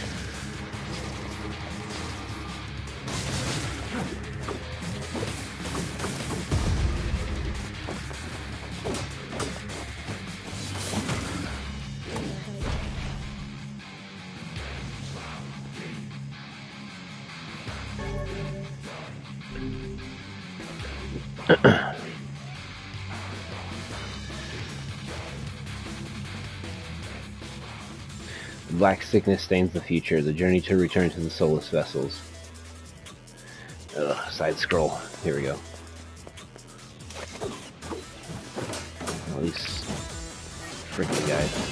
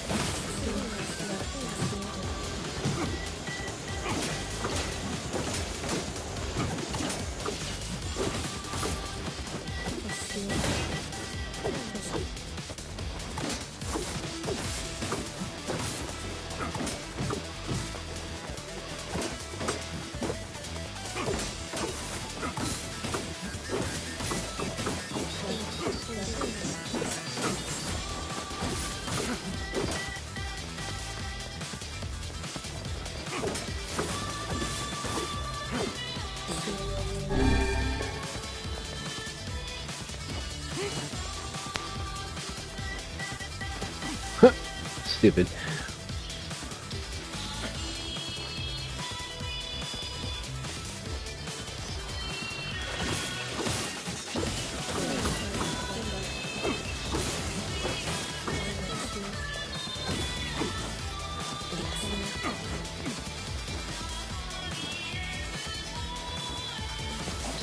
Damn. Weird platforming for sure.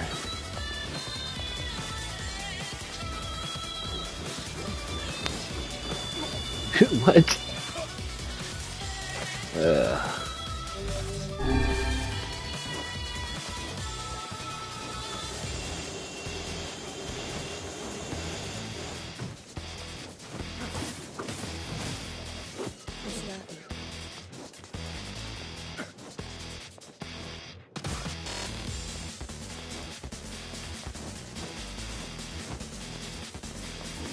Oh shit.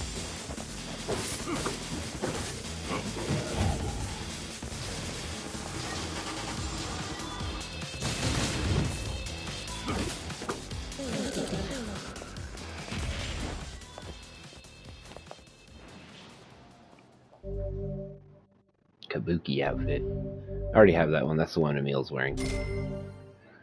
1,000 experience points, medicinal herbs, and you get a ton of money from finishing these a lot of times too.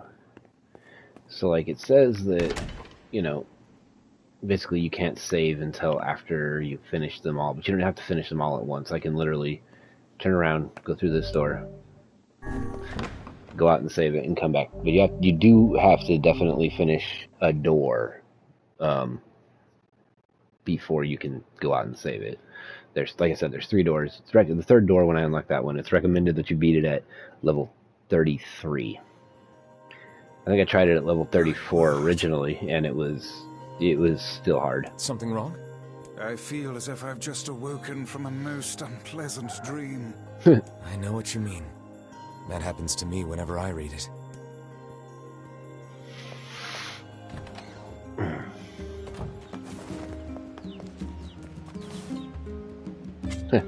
It's still there.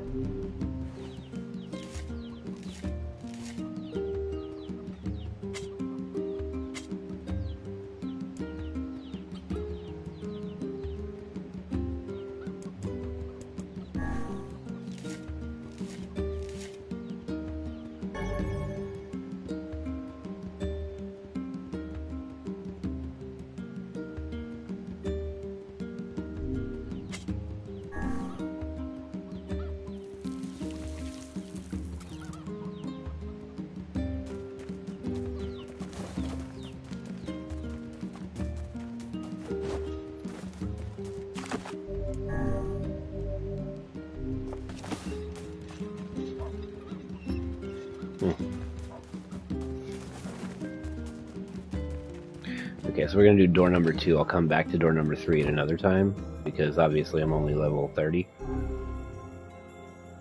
The diary again? Yeah. Lately I haven't been able to stop thinking about it.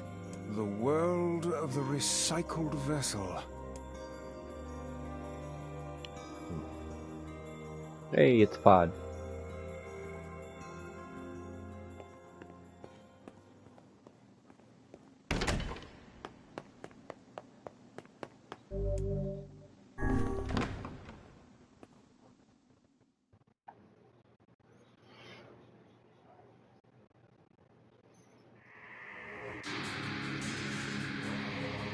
The apocalypse divided the world in 2. One that knows not day and one which has never seen the night.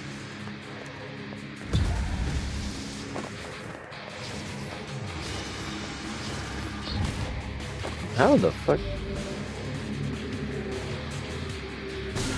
Okay, so I can't use my sword. My weapon, anyway. But I can do this.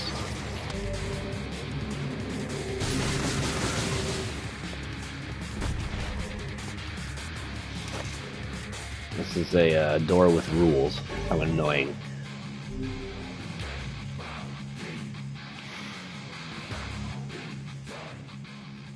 Black and white, 13 packs. The vessel's forms waver as they cross time and space. Oh. Shit, what the fuck?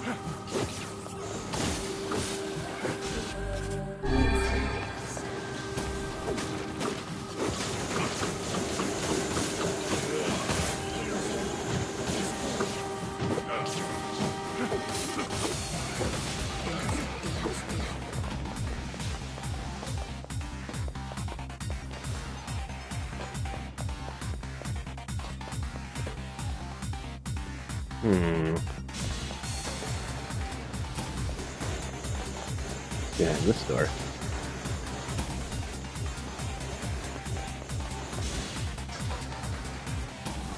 Weird. Why are there so many rooms? Oh, we got a badass on our hands. The hell? It seems we have been shut in. Yeah, we sure have.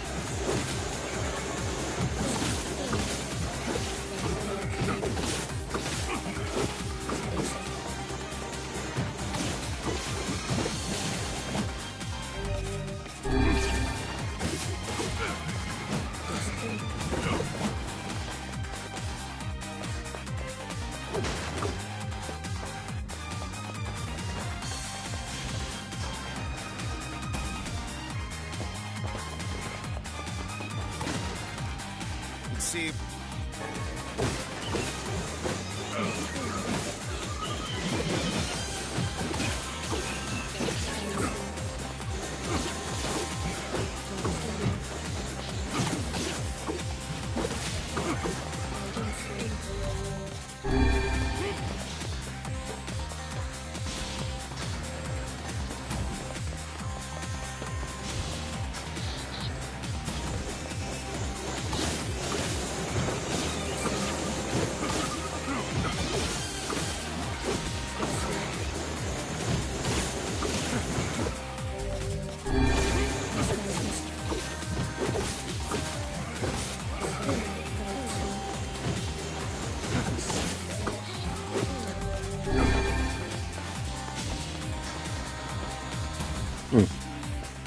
Weird.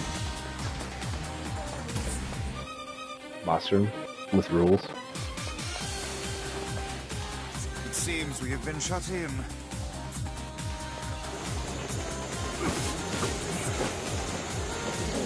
Damn.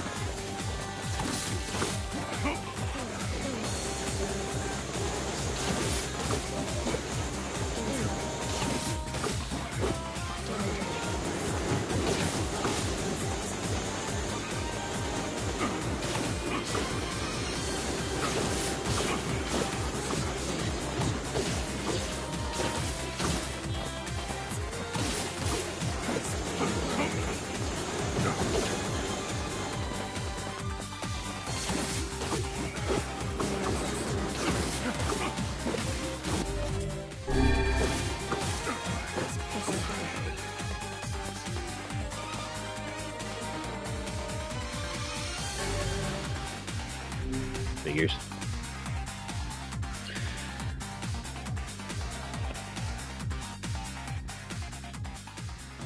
The song of man has been drowned out. In its place, the scream of something inhuman.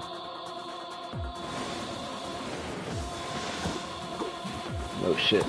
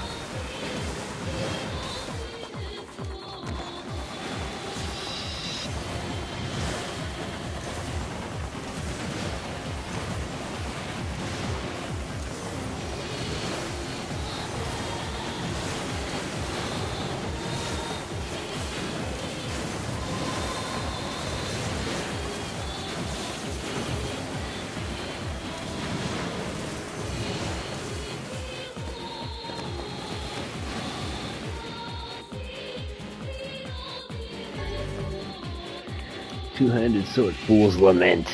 That thing is the shit. How about you give me some health salves instead? I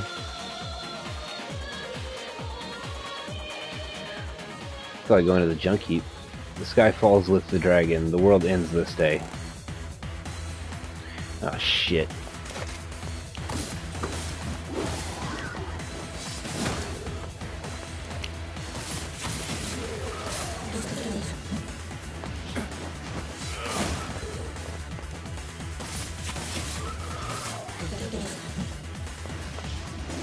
Oh shit.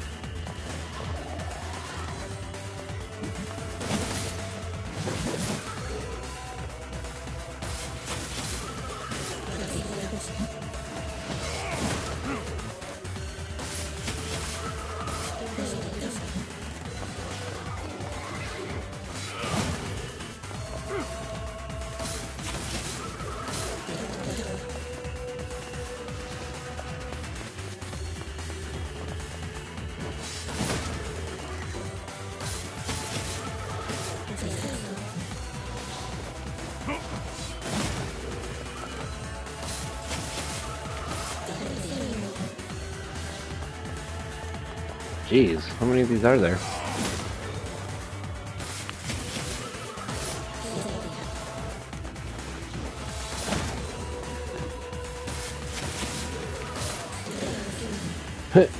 We have an endless supply of big enemies that you can, like, insta-kill.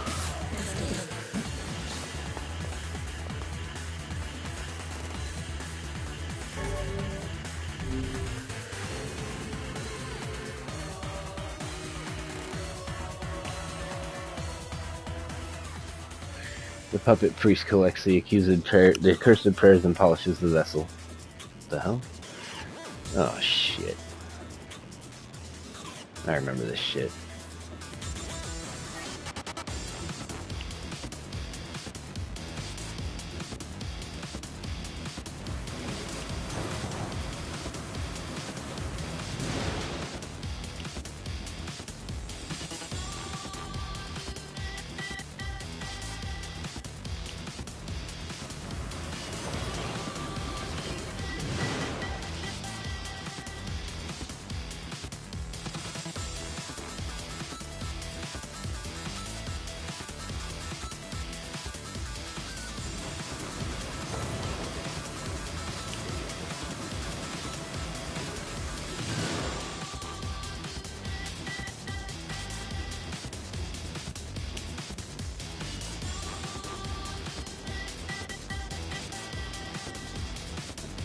It's a small world after all. Oh shit!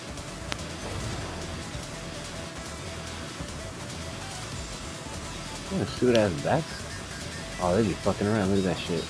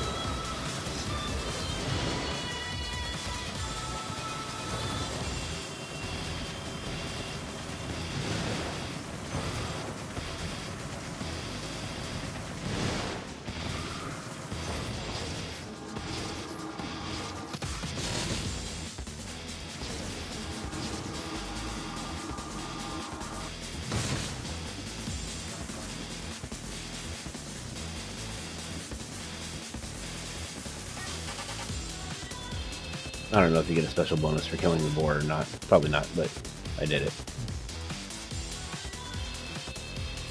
Oh shit.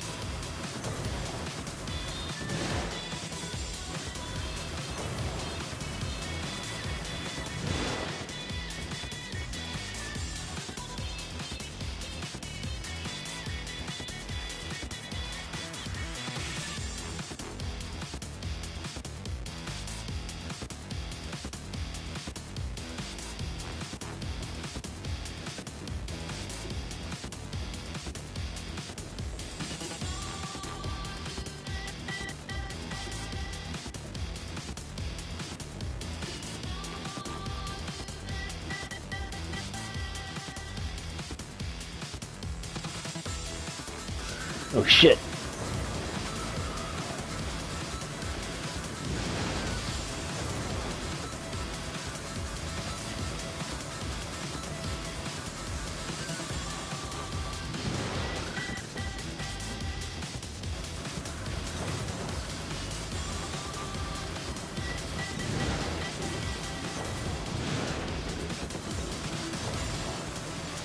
The fucking bats. Like, really?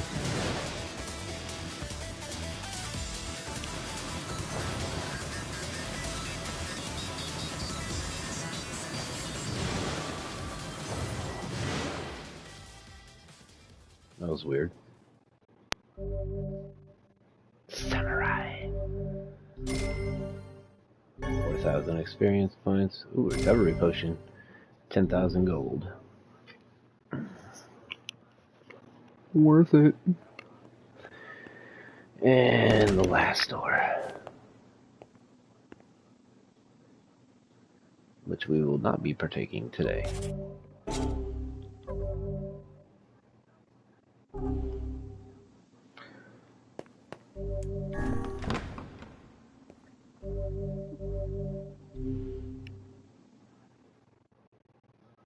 Now I can go re-up my health salves, though.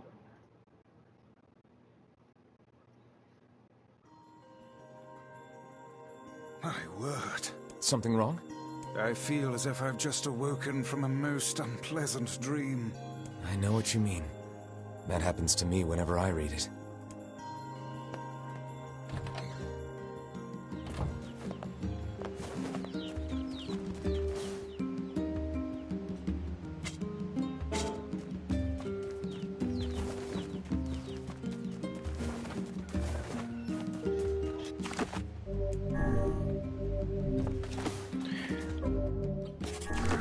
That reminds me.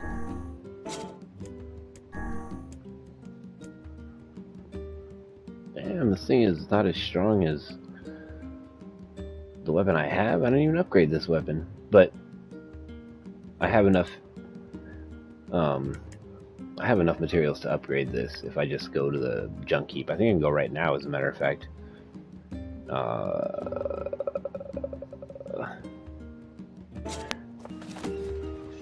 Maybe. Well, let's find out, but let's see. So basically, it's one of my personal favorites. It's an absolute badass weapon. Yeah, thing's wicked. It's Damascus steel? I don't have any Damascus steel. Where the hell do you get Damascus steel at?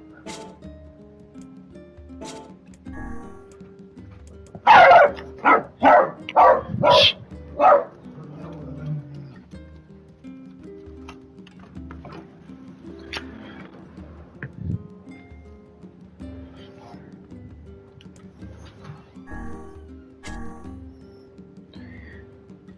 Two giant eggs. I don't have two giant eggs. So, oh, you got a side quest. So, yeah, we'll skip on that for a minute. We'll take a little break here. So just give me a moment. I'm gonna leave you with this super badass looking weapon. That, you know, once you upgrade it, I mean, look at that. It goes up to 730 attack power. That's fucking ridiculous.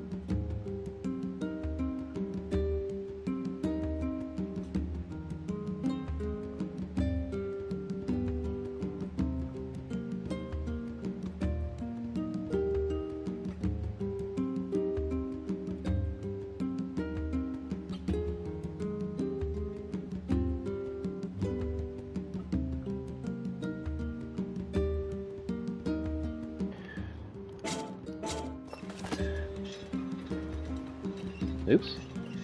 Wait a second. Weapons, 93%. I don't know, what do you think? You think we can take on the last door? Go level 30? I mean, if I get my ass handed to me, nobody's allowed to laugh. Again? Yeah. The word. Oops. Nasty.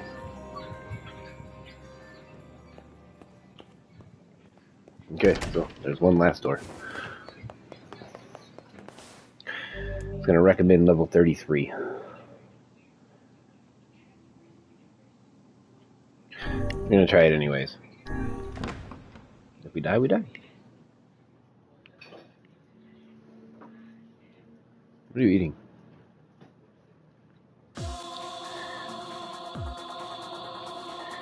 So long as this memory exists, so long as mankind has hope, a bloody battle will be waged over the holy domain. Oh yeah, these fuckers are hard. Oh fuck, I forgot to buy items before I did this.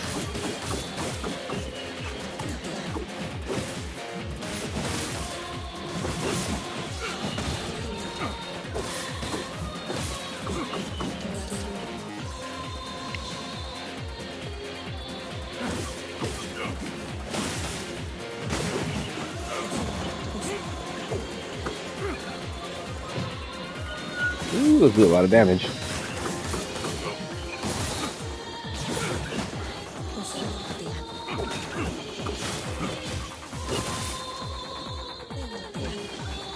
Look, you guys and your magic balls. Oh, you little fucking shit.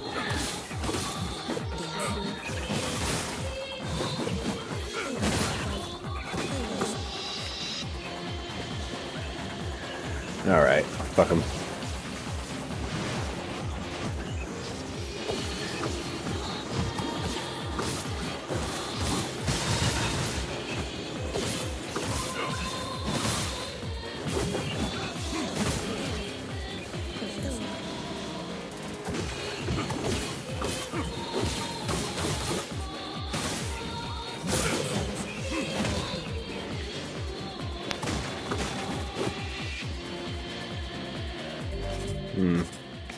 Damn, I only have 3? How many recovery potions? I have 10 recovery potions? That's fucking ridiculous. Okay, well.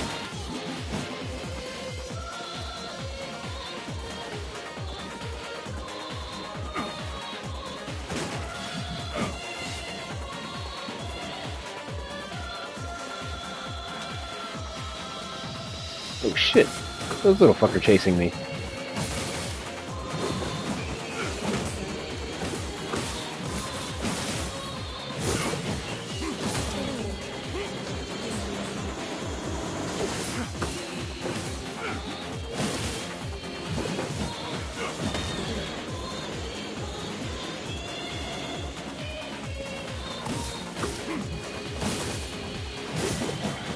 Oh shit, this motherfucker.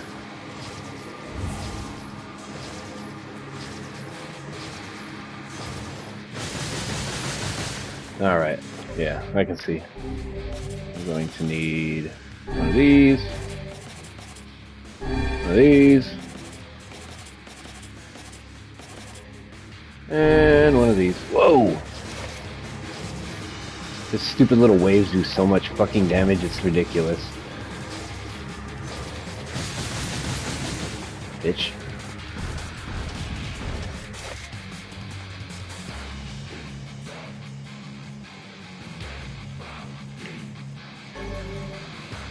Oh good, some health salves. Foolish human. Foolish vessel. Shit. Oh shit, this fucking room. Fuck these stupid ass boars.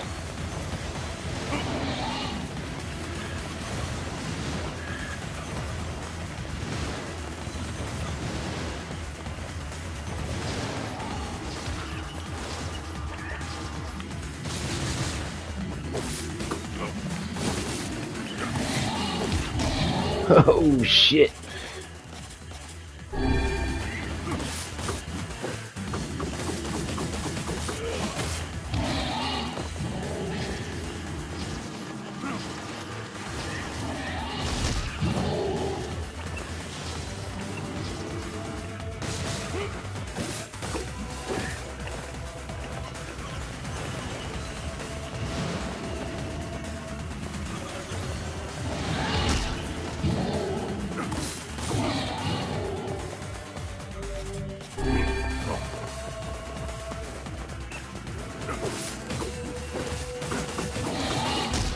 Damn.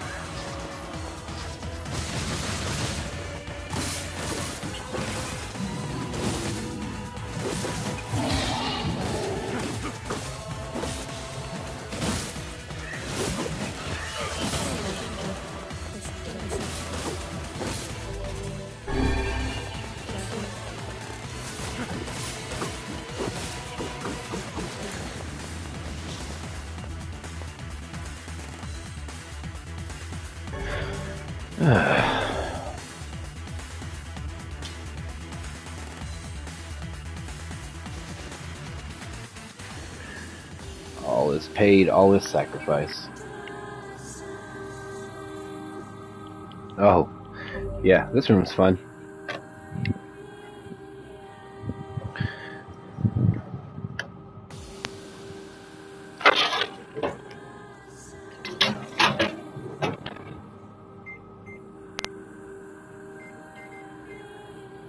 Yeah, 12 minutes.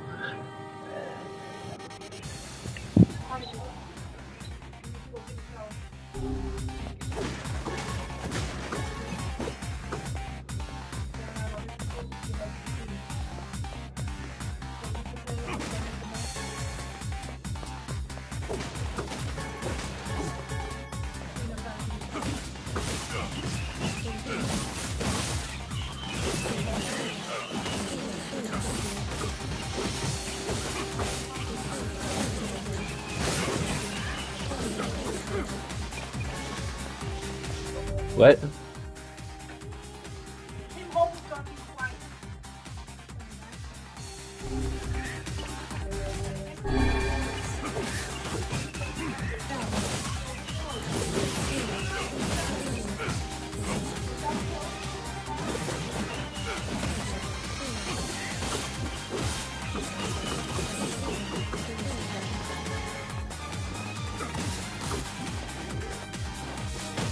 Oh shit. Oh, I didn't know he could do that.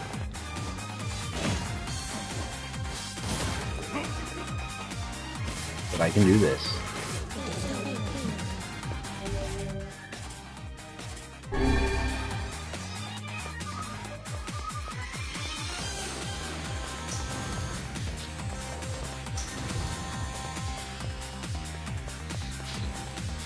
It seems we have been shut in. Of course we have.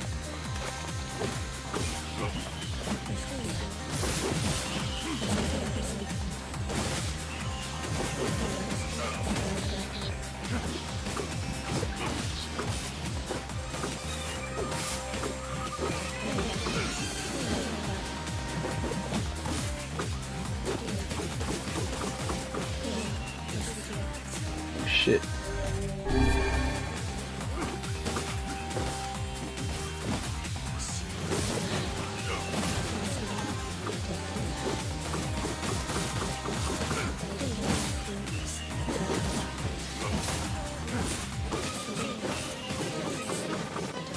These guys don't fuck around, do they? They're like 1,000 Heartless from Kingdom Hearts and shit. Only harder. He just kept using reaction commands in that battle. Got all those medicinal herbs just chilling on the floor.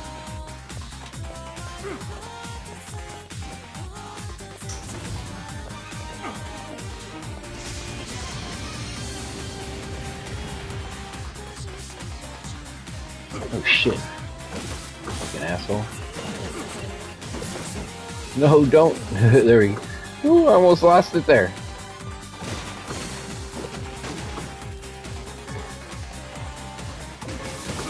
Yes, rusted clumps are actually rare to come across in this game, and you need them for upgrading some stuff. I don't feel like I'm going to do a whole lot of upgrading, so... Only a fool is Lament. Big bad sword. Oh shit.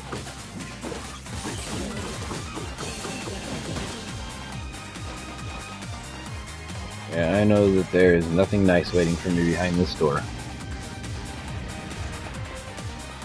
Seems we have been shut in, right? It seems we have been shut in. Oh shit. What the fuck?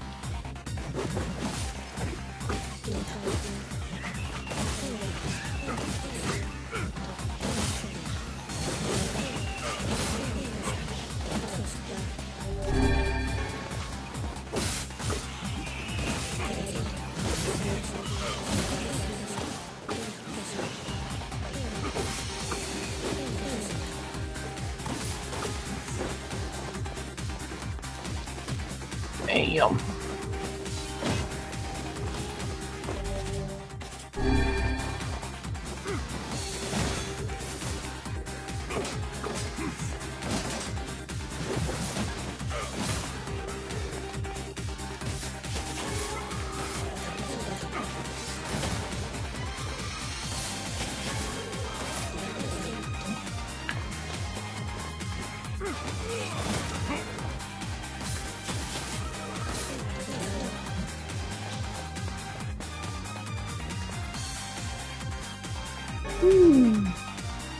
Fool's Accord. I'm gonna have to check that out. Well, definitely got enough health cells now. What awaits for me? Do not bring back the light. Do not bring back the vessel. Do not bring back the future. Do not bring it back. Oh. You.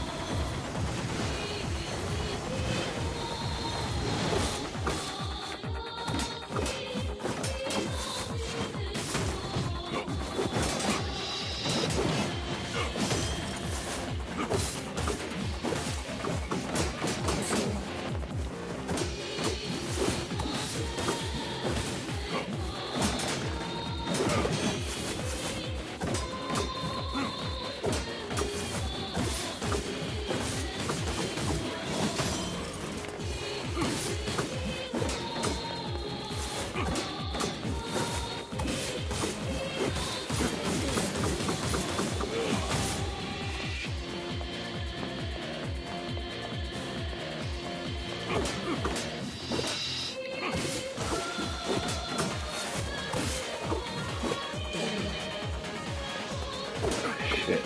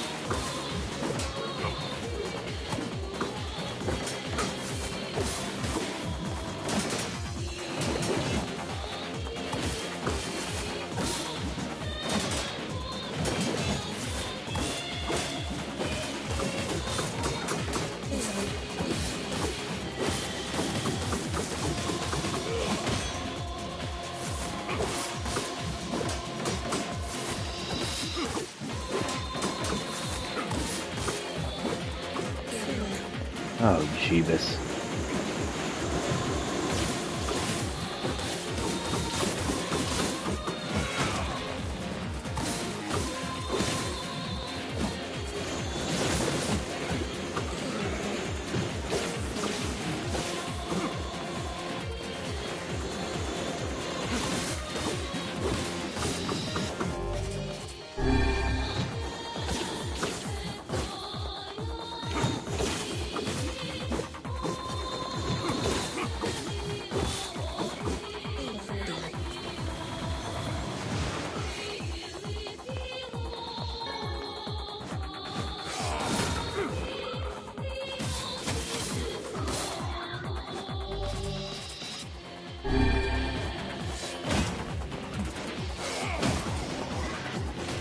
Damn.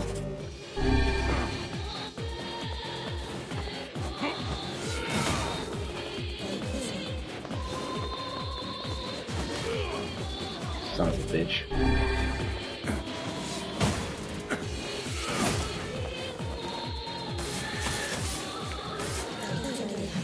Oh shit.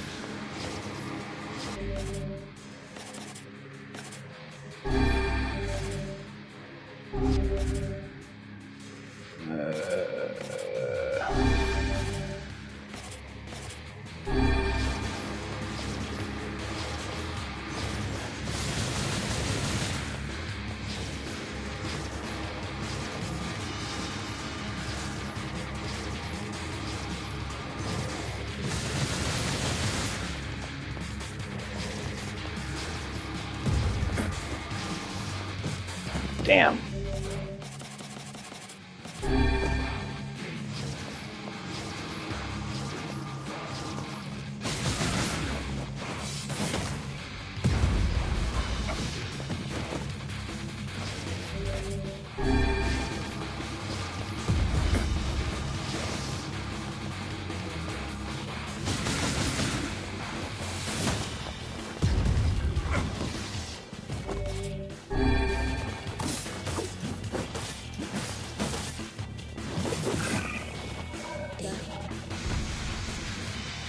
Jeebus!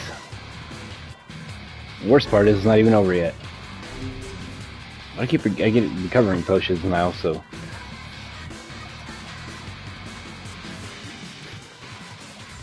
every beam of light is an invitation to death. Oh shit.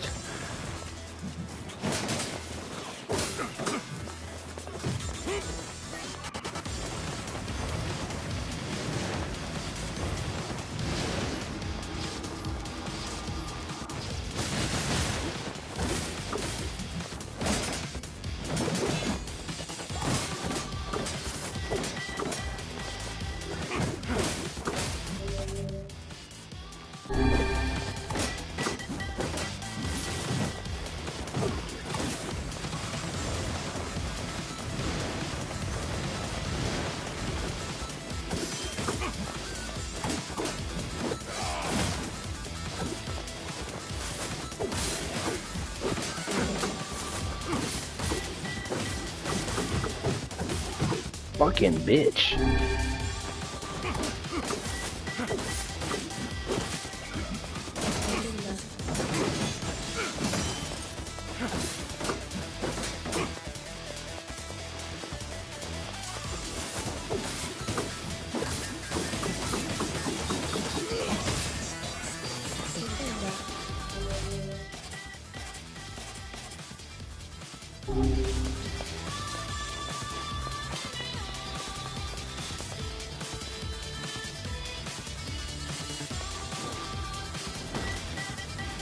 Oh shit.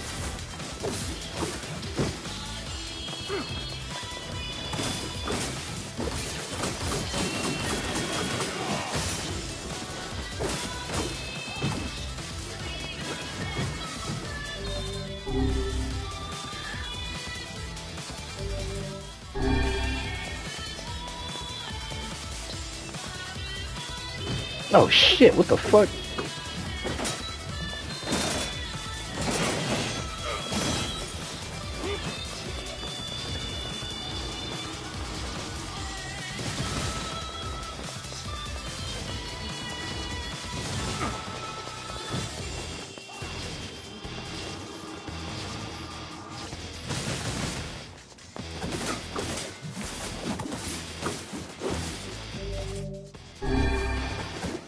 Just a moment.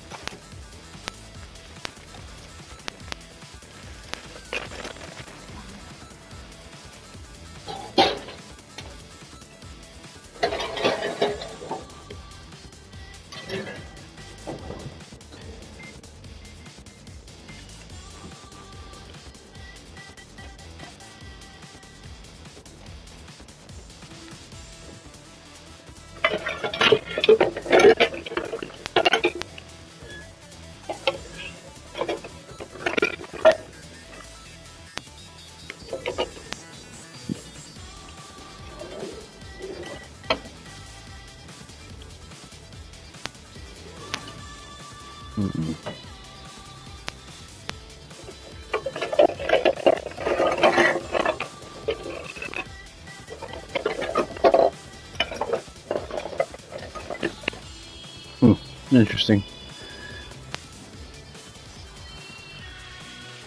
I don't think I'm going to win this last part here. There's a boss afterwards, and I've already wasted like 4 recovery potions. No, I'm not going to. What fucking pizza cutter at?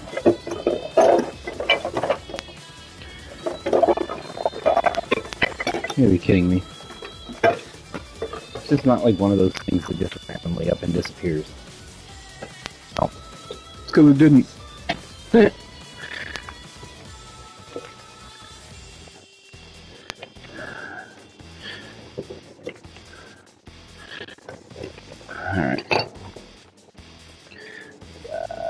10 minutes. Riley and Liam.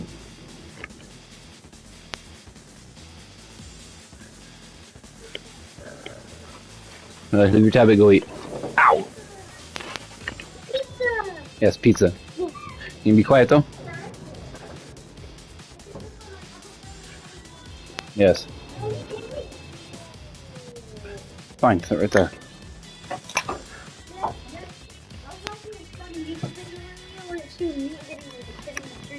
Really? From a very high height from like space.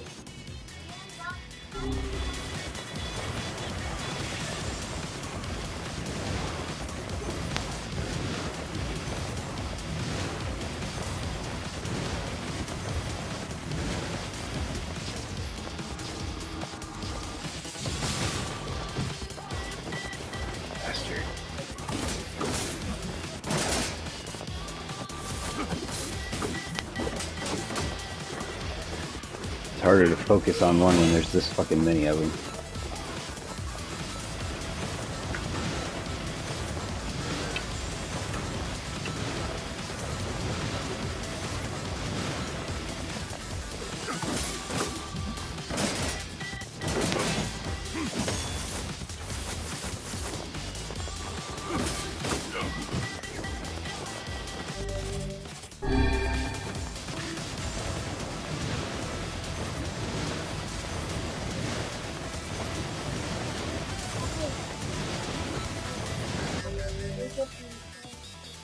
What? After you eat.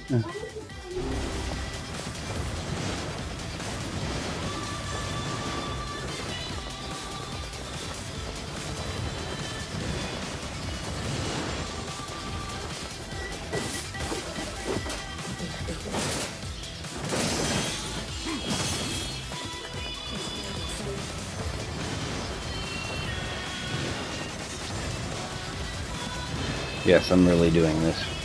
I'm gonna run out of healing items if I don't. Just fighting some common-ass enemies.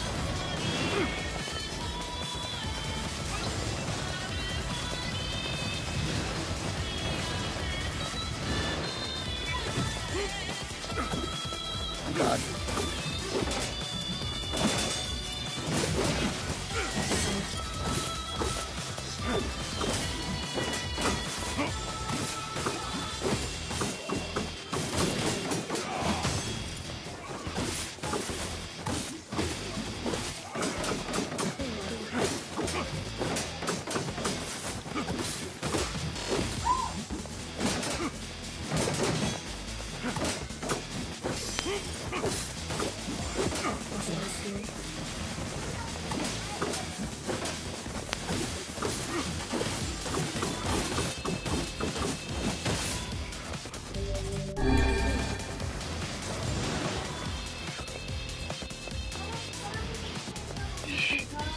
That was absolutely ridiculous.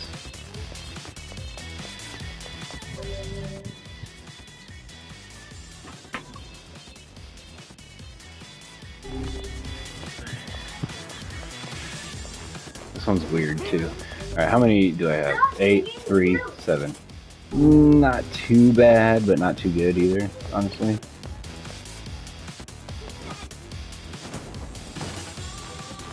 Oh, shit. You gotta be fucking kidding me.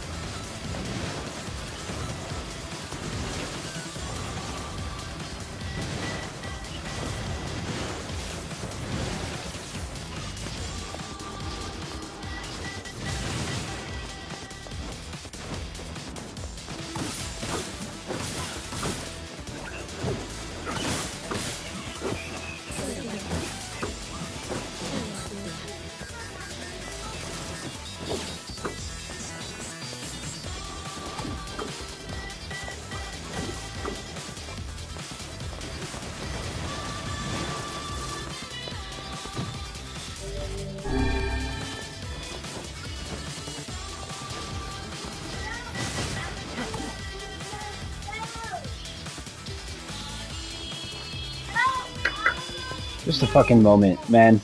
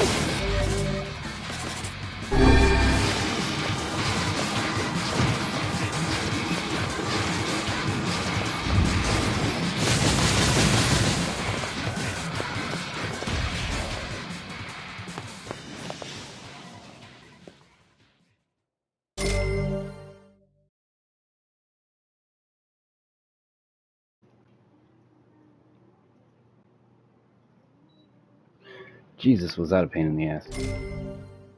10,000 experience, 50,000 gold. A dreaming vessel in a recycled world. That's going to probably wrap up the stream for today, until the time of its awakening comes.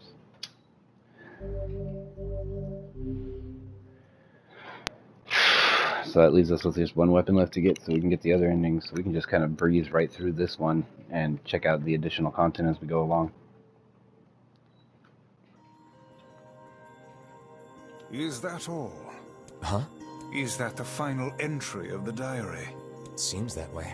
Interesting. You figure anything out? I fear not. Yeah, I'm not surprised.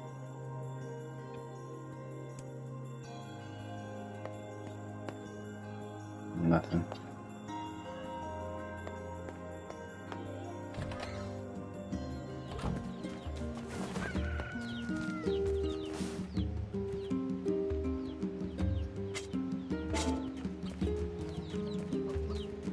I literally didn't go anywhere.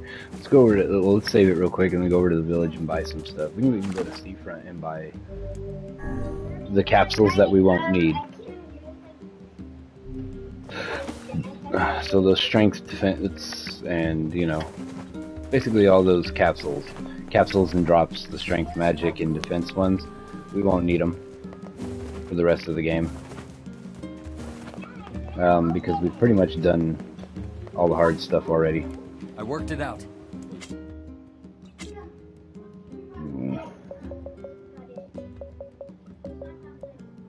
Okay. Oh. Oh, I can't buy recovery potions from this guy? Oh, wait, look at this, look at this.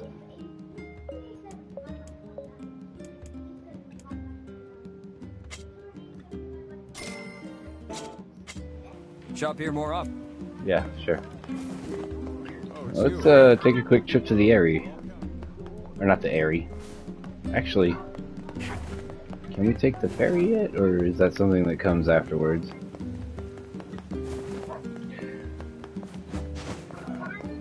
So, we'll check this real quick. If not, we can run to Seafront, buy some recovery potions. And maybe, yeah, he's not even there. You know what? It'll come as it comes. So, what I'm going to do is just basically save it, and I'm going to call it a day on this one, but we did get through the world of Recycled Vessel. The first two doors were, you know, I mean, they're fairly simple. And that last one was a real fucking bitch, though. I mean, I used up pretty much every single curative I had. And then some defense capsules, strength capsules, magic. Oh my god, that was ridiculous. But we fucking did it. At level 30, no less. Let's check out that new spear we got. It's not Captain's Holy Spear. Fool's Accord. 300, what the hell? What does it look like? Oh, that thing is wicked looking. Well, as it is. So, hey, yeah, thanks for stopping by. Till next time, when we'll just run through to get ending B.